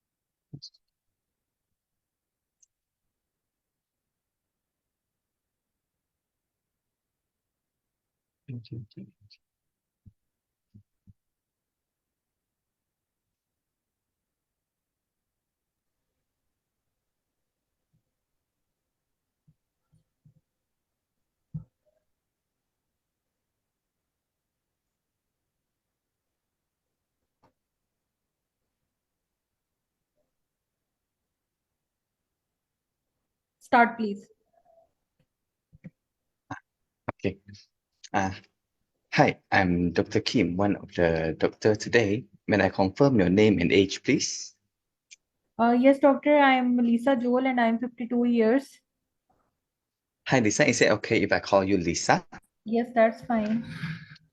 Lisa, I gathered the information that you have complaints of some pain in your lower abdomen and also some pain when you have sexual intercourse. Is that right? Yes, doctor, that is right. All right. Lisa, before I continue to discuss with you regarding the management that I can offer, is it okay if I ask you a bit more question? Okay, that's fine, doctor. Lisa, can you tell me what the symptom that trouble you the most? Yes, doctor. Basically, the problem is that I have a lot of pain in the lower tummy, and I'm having it for almost 10 months. And it's just like whenever my water bag is full, I feel like pain in my tummy. So this is really bothering me, and also I am having a problem that whenever we do the intercourse, I feel a lot of pain. So this is really having a very bad impact on my health, and I cannot go to the exercise gym, and this is affecting me in a lot of ways. I see. I'm sorry to hear that, Lisa. And can you tell me how frequent have you go to pass urine or go to toilet in day and night? Well, doctor, it's like 5 to 6 times in the day and once in the night. All right. Do you have any accident like leakage of urine in between? No, nothing like that. Do you have any leakage of urine during coughing or sneezing? No. Okay. Any vaginal lump from down below? No, doctor, I don't feel anything like that. Okay, Lisa. Do you have any feeling of burning sensation or some fever recently? No, nothing like that. Okay. Have you visited any GP before for this condition? Yes, doctor, they gave me some pain relieving medicine, but I'm not feeling well even after using them. I see. I'm sorry to hear that, Lisa. Um, can you tell me how many children do you have? Well, I have one child. How is the delivery? The delivery was normal and there was no complication in that. I see. Is there any requiring any instrumentation or any sort Uh, of no, difficulty during your delivery? no, nothing like that. Okay, Lisa, do you have any allergies? No, I don't have any. Any medical condition that requiring you to see a GP? Um, no, I don't have any. Do you have any surgery done from your tummy or down below? No. Do you know your weight and height ratio? Yes, doctor, it is the weight to height ratio is 31. All right. I may ask a bit of your personal history. Is that okay, Lisa? Okay. Do you smoke? No. How about your drinking habit? Can you elaborate more on your drinking habits? Uh, well, doctor, generally I take like 3 to 4 cups of coffee in a day, and I'm really a fond person who would I like to have some caffeinated drinks with me all the time. They give me like a good energy. Apart from that, I take like 1 to 1.5 liters of water in a day. All right. Thank you for the information, Lisa. How is your support at home? My husband is well supportive of me. Okay. All right. Thank you very much for all the information you give, Lisa. Anything you want to add? No, that's fine. Okay, Lisa, I might need to have your consent to do some physical examination on your tummy and down below with a presence of chaperone. Is that okay? Yes, that's fine. All right. Lisa, from the information that I gathered, you have been doing your bladder dairy, which is very good.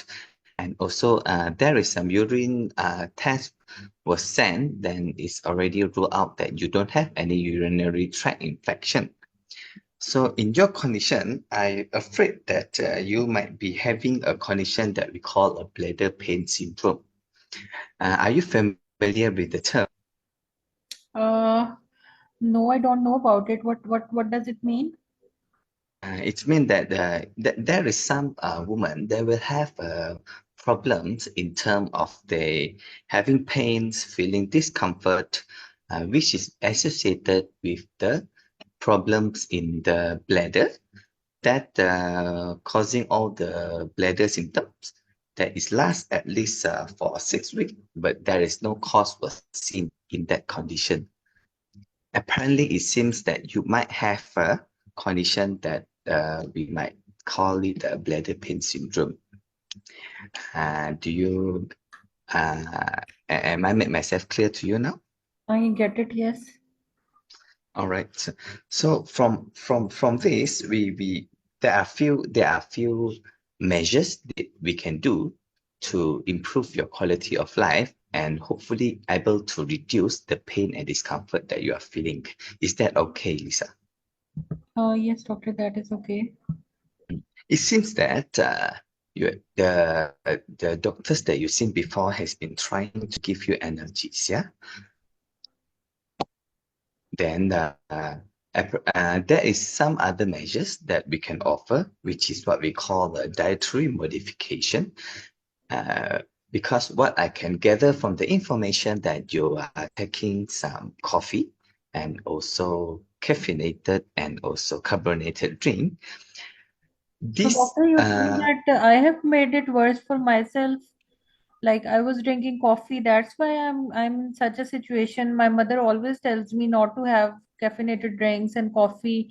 So I have made it worse. Yes, Lisa, because there are some fluids, like such as a coffee, caffeinated drink, or carbonated drink that will make your bladder unhappy, then it will be best if you can consider cut it down or stop taking the coffee that will make the symptom worsen.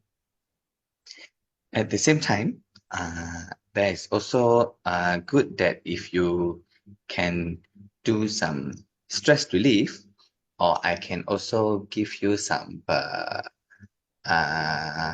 referral with a support group, so that because you are not the only one we have the experience this bladder pain syndrome, it is good if you have a group of people that you can discuss on and speak about these symptoms, so that you feel that you won't feel that you are alone in this.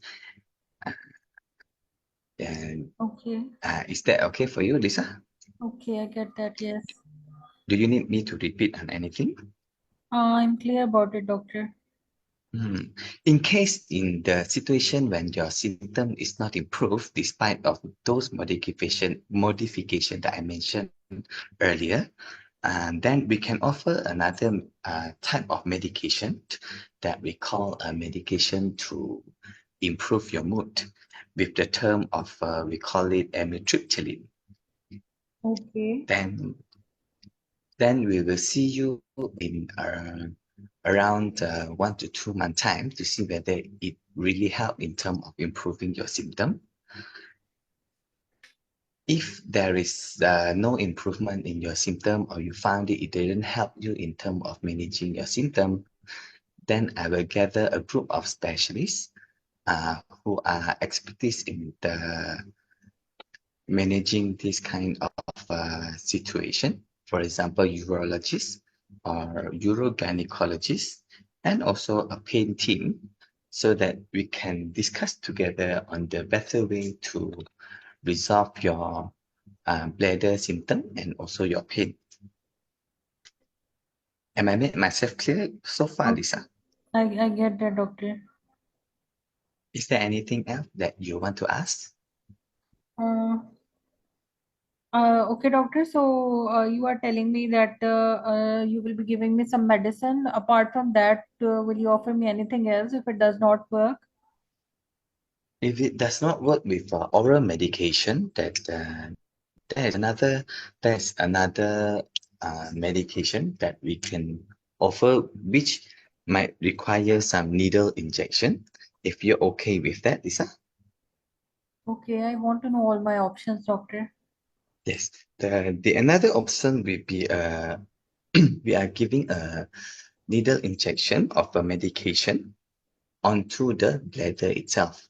So there are some medication that we call Botox or heparin, or even a pain killer, to inject straight into your bladder to give a numbing effect to the bladder, which will help in terms of reducing the pain and discomfort. In certain conditions, for example, if you use the Botox injection to the bladder, then you might need to learn how to do a intermittent self-catheterization, because there is a potential risk that you might not feel you going to pee at that time. So you might need to Few manually. minutes, please wind up. Sorry, Lisa. It's 12 minutes already. Please wind up. Oh, okay. I will provide you with the patient information leaflet, and also refer you to the support group and I will see you in the next appointment with my consultant. Is that okay, Lisa? Okay, that's fine, doctor. All right. Thank you, Lisa. Thank you. Okay, so from next presentations, I'm going to be strict about the timings because all my students took 12 minutes in every station. So we have to practice the time as well. But because this is only the second session, so I wanted to listen till the end that what my students are going to and what they are planning to manage and how they are planning to manage. But generally in exam setting, because it is a 10 minutes time, generally when I was giving my exam, I felt like 10 minutes were quite good. If you manage the things accordingly, you don't take very prolonged history, then 10 minutes are sufficient enough. So we have to practice accordingly, and from the next time we will be practicing in 10 minutes. So let's start with the feedback for Kim. Okay, so there is one thing, Kim, that in the very beginning, although it is a not very big mistake, but it is always good that when the patient tells you her name, you should ask, "What may I call you?" instead of "May I call you Lisa?" Because sometimes the patients like to be called Mrs. Joel or Mrs. Lisa, so like that, something like that. So you can simply say, how may I call you?" Like she will herself tell you that how you should call her. This is not a big mistake, but this is like we are trying that we can score 10 by 10 in everything that the examiner is listening, so that everything seems so good. So this can be a thing. Then there is one thing. Then in your agenda, you said, okay, so I can see that you are having lower abdominal pain and pain during the sex. So there is one thing, Kim, that first of all, abdomen, it's a better thing to use tummy because this is a layman. The second thing is that the sexual issue should not be mentioned in agenda. You should try to avoid the sexual issue in agenda because this can make the patient very upset. So you can simply say, I can see that you are having some lower tummy pain. Is that right? Because when you will go to the elaborated history, the patient will tell you herself that what problems she is having. If she is having dyspareunia, she will open up about it herself. So let the patient open up about the sexual history herself. Let her tell the sexual history herself. Don't ask it yourself. Okay? Okay. All right. Okay, so it is a very good thing that whenever you listen to something that the patient is upset, you immediately say that, okay, I'm sorry to hear that, or I can see that you are in a tough situation. So as Dr. Sana was already saying that communication with patient is a very strong domain of you. And if I tell you, this is a very, very strong thing to pass the exam if you have a good communication. So it should not be very tough for you to pass. Just a few things needs to be polished and you are really good to go. Okay, so one thing was in the history that you totally missed. You didn't ask the pain questions. Am I right? Yeah. Okay, so what questions would you ask for pain if I'm giving you a second chance? How is the pain, or how is the pain scoring? Yes, exactly. And Any associated symptom of the pain. yes. So whenever there is pain, just ask a few questions, make it a habit. That what can you tell me more about the pain, or can you elaborate more on the pain? The patient will tell herself, but if she is not telling, can you score the pain for me on the scale of 0 to 10, where 10 means maximum pain and 0 means minimum pain? Okay, so can you tell me that exact location or where exactly it is? Can you tell me with what factors it is aggravated and what are the relieving factors? Because in bladder pain syndrome, the pain is the main key. The problem is pain. When you are not asking about the problem, then the information gathering cannot go 10 by 10. So pain is very important to ask in bladder pain syndrome because you have to differentiate it from the chronic pelvic pain. You have to differentiate it from the endometriosis. You have to differentiate it from a lot of things. So pain's history is very, very, very important that the examiners are looking for. There can be some other points like whether she feels like she's emptying the bladder, whether she has to put some effort to pee. These questions should be added. Whether there is any blood in the pee, why we are asking this question to rule out the tumor.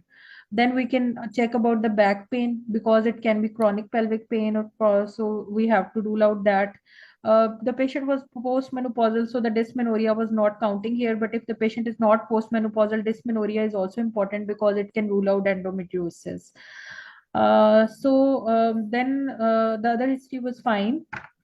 The personal history, okay, so when you were taking the history for smoking or alcohol intake, there is no need to ask a lot about, like, there is no need for signposting. You can simply ask, okay, so there are two ways to ask these questions about smoking and drinking.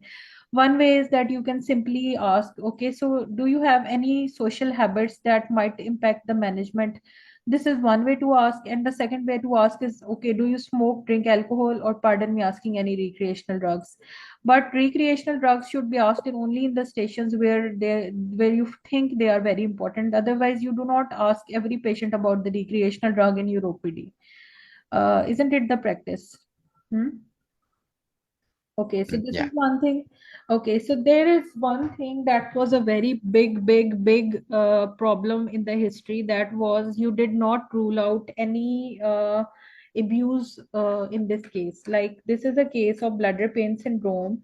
So there can be a history of sexual abuse in the past, in her childhood. There can be FGM history. There can be domestic violence. So there was no question related to that, and that is a very big like filling point in the information gathering, because in such cases where there is bladder pain syndrome or where there is chronic pelvic pain, they can come with hidden agendas. So in the exam, we have in each and every station. I remember my exam day. I was like, whatever station I was having, I used to remember that I ruled out that there was no domestic violence, there was no such issue in the patient.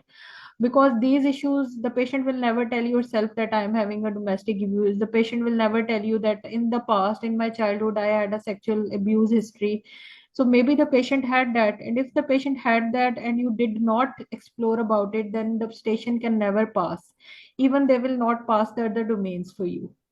Okay, Kim? Okay.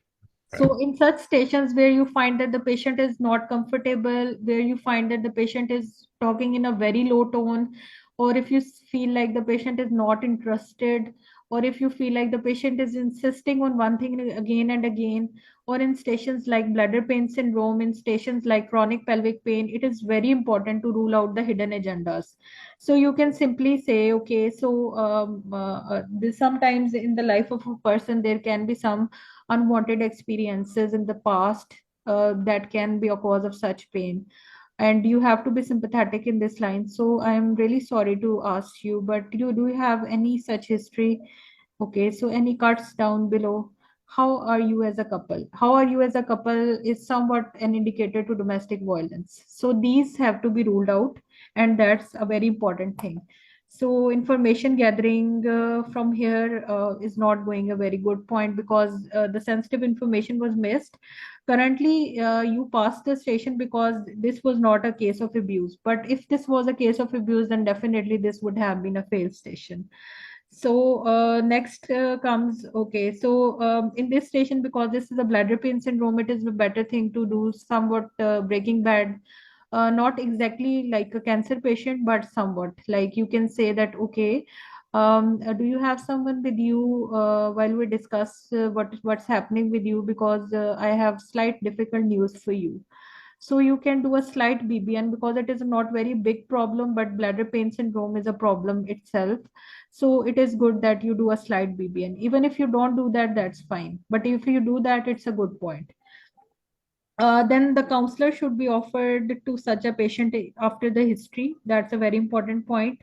In the bladder pain syndrome, Kim, you told me the management that was fine. Like, you told about the medicine, you told about the lifestyle modification, but there are very important points that were missed, like the bladder training.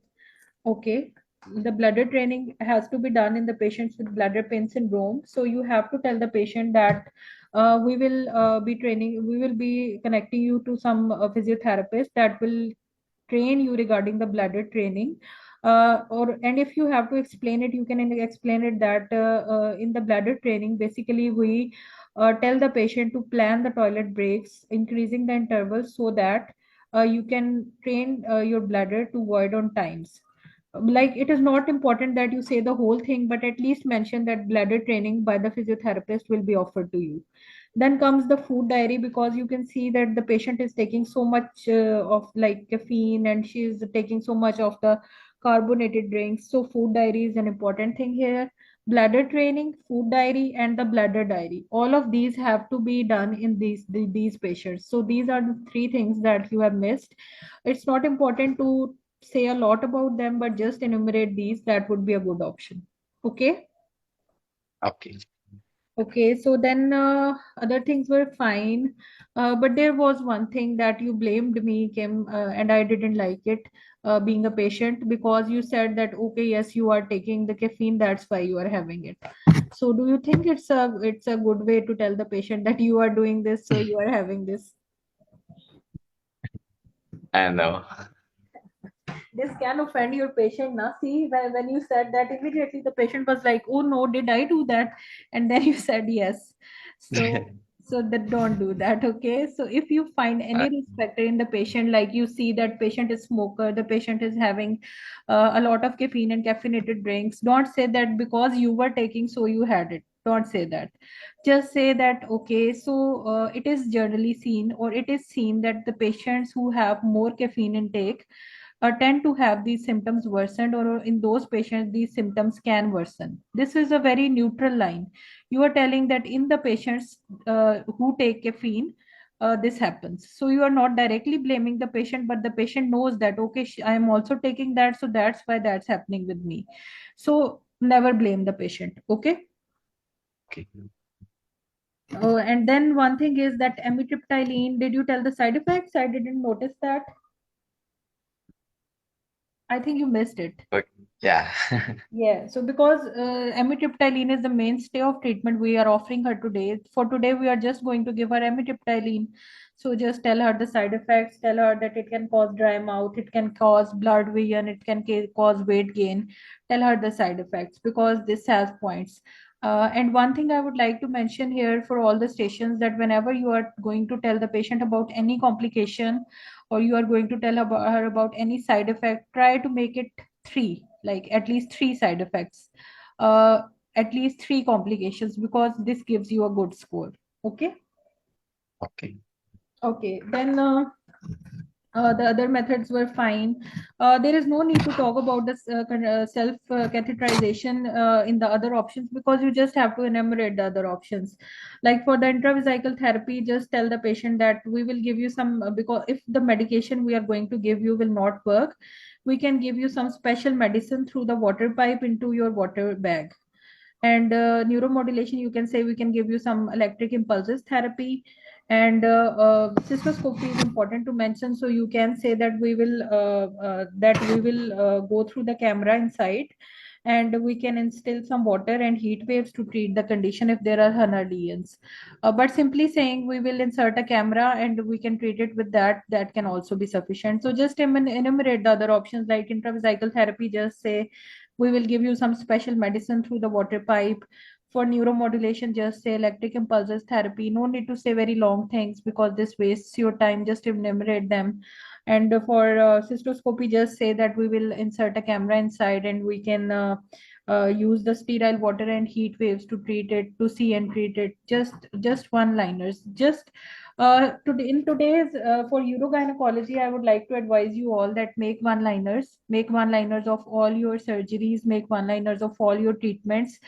The treatment that has to be done has to be on the top. Like for here, you have to mention amitriptyline on the top. And likewise, the other treatment that you are going to do today, you have to mention it at the top and mention all the details of it. Just enumerate the other ones with one liners. That's good to go. So these were the points that were missing. And sometimes in such a station, the patient does say that, okay, so when I am going to get better, and you cannot give her a specific time that, okay, in 2-3 months you will get better.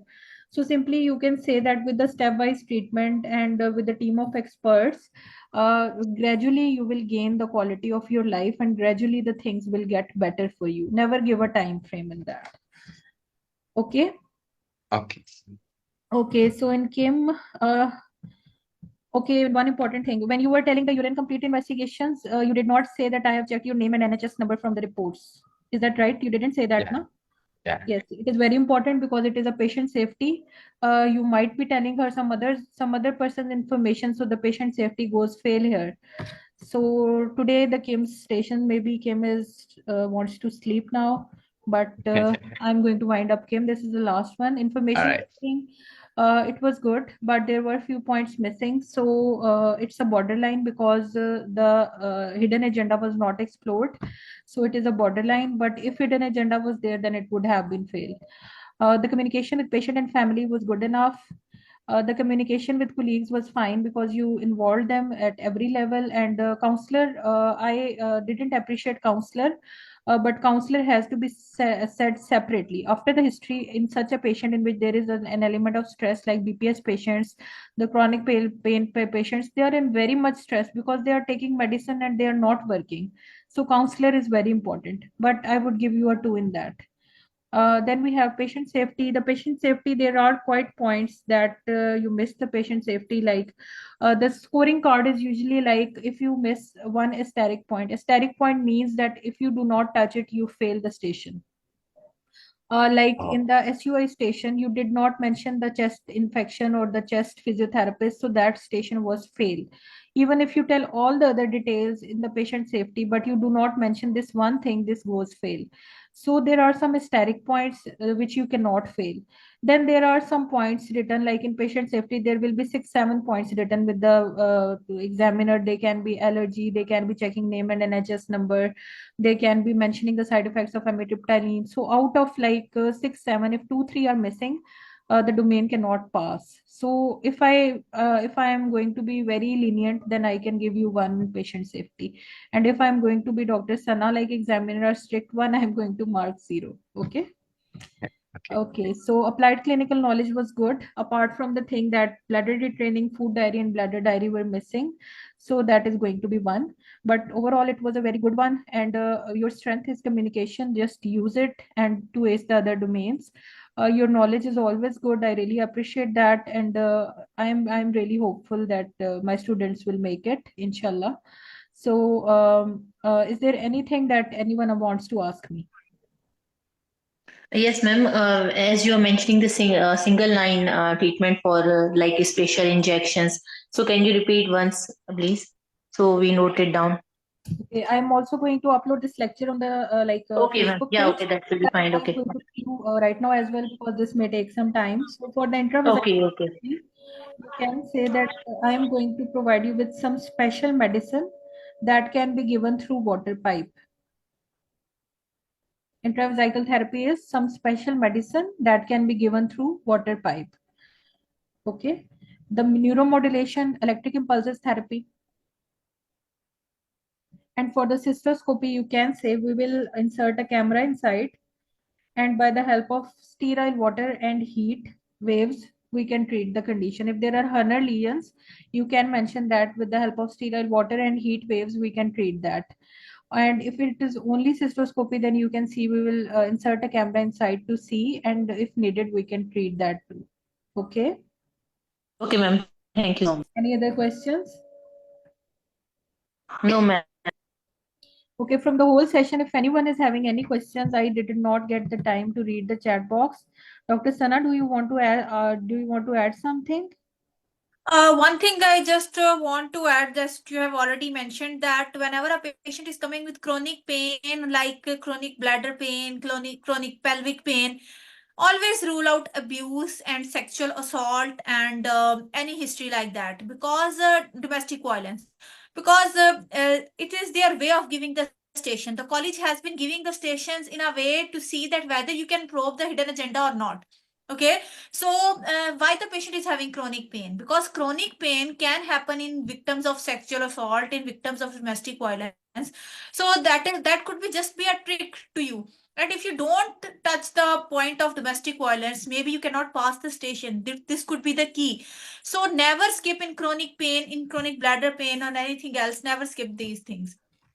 Otherwise, Kim, as already Dr. Nazish has given the detailed feedback, a little bit more practice is required and some things that you have already added, and knowledge is good. Knowledge is good, Kim, but keep practicing, and I hope to listen to some amazing presentations next time. Okay, Kim? All right. And Okay. Dr. Nazish, everyone requested me to solve the urethral diverticulum SPT because it is a quite long one, how to complete it. So I will just enumerate it in the few minutes, and then we will wind up the session because it's been 5 long hours and everyone would be sleepy now. So just bear with us for a few more minutes and then the session will be end. Okay? Okay, everyone, are you interested to listen to the SPT? Yes, yes. Of Okay, course. okay. Yes, yes, I'm going to solve it for all of you to see. Okay. Hello, I'm Dr. Sana, one of the doctors in the clinic today. May I please confirm your name and age? Okay, and how may I call you? Linda, could you please tell me what brings you here today?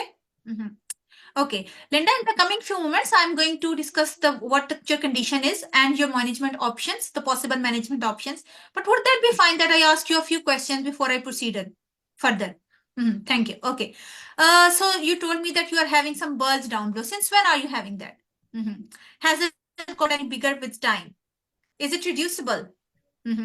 Is it associated with any pain, bleeding, or any burning sensations, any discharge?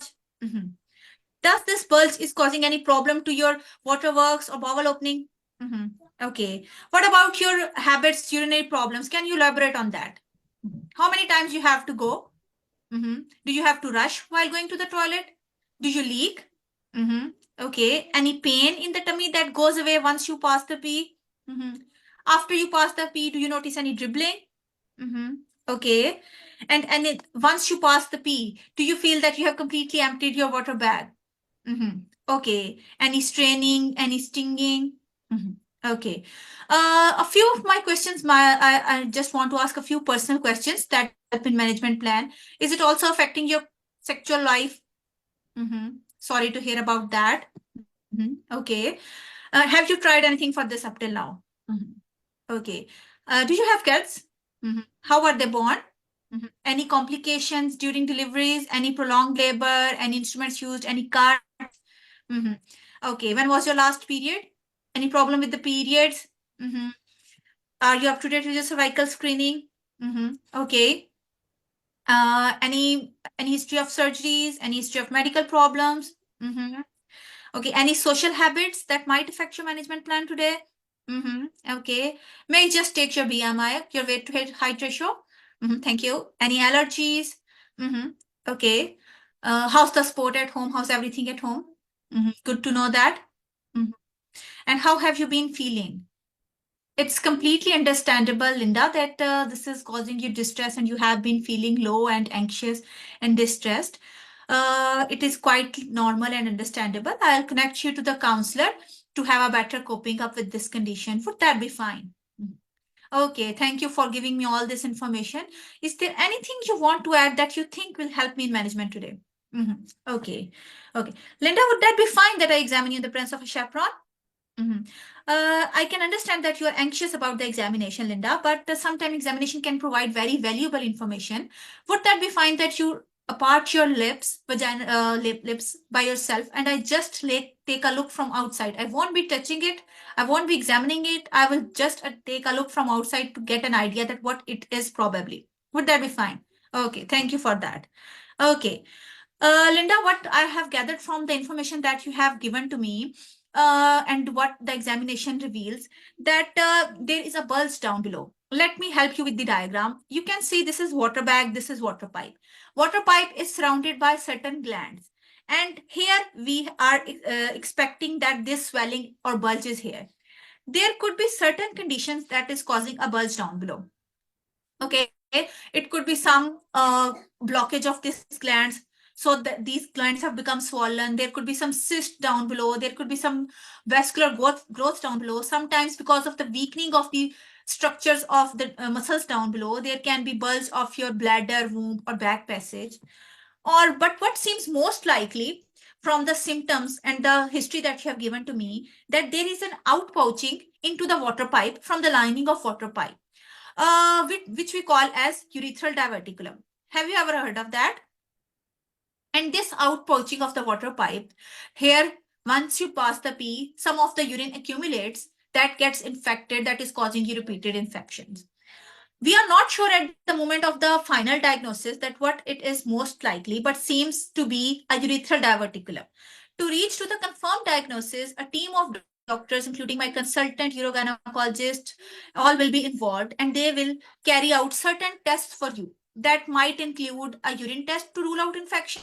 That might include ultrasound, a specialized imaging called MRI, and a test to check for the storing and functions of bladder. We call it urodynamics. And some camera testing might be decided by the team of doctors. We call it as cystourethropy. It is very uncertain to say at this moment that what investigations would be more suitable for you.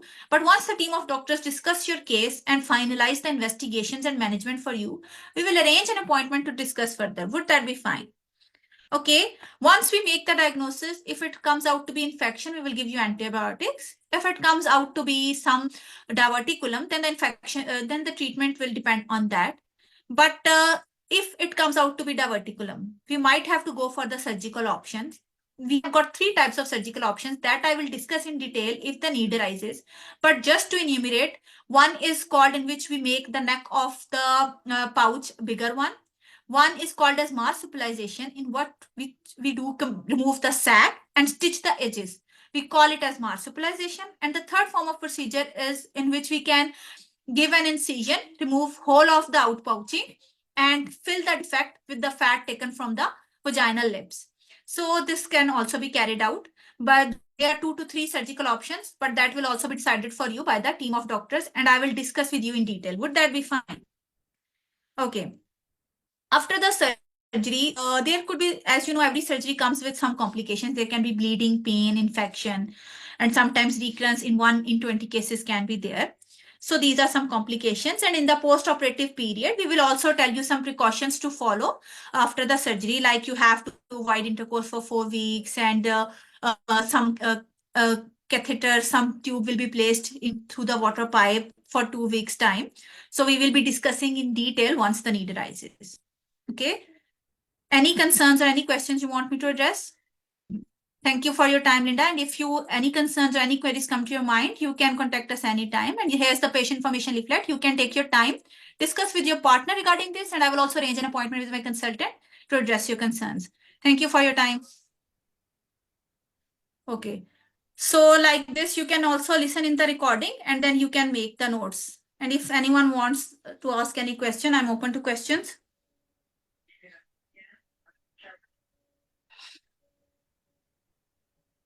I guess no questions. Okay, so thank you everyone for joining in, and Dr. Sana and me have already dropped the number for those who were asking for the WhatsApp number. So you can simply message and we will add you in the group as well to the listeners. And today we had really good presentations and a really good discussion. Again, if anyone is having a question, you can ask, and otherwise I am going to end the session. Any questions? Okay, so have a good day, all of you. Like, it's quite late in Malaysia, I understand. Next time the session will be at 6:30 Pakistan time and 1:30 GMT. But this will be a shorter one because today we had to discuss urodynamics as well. So thank you everyone for coming in, and goodbye. Thank you so much, ma'am. Thank you, ma'am. Thank you.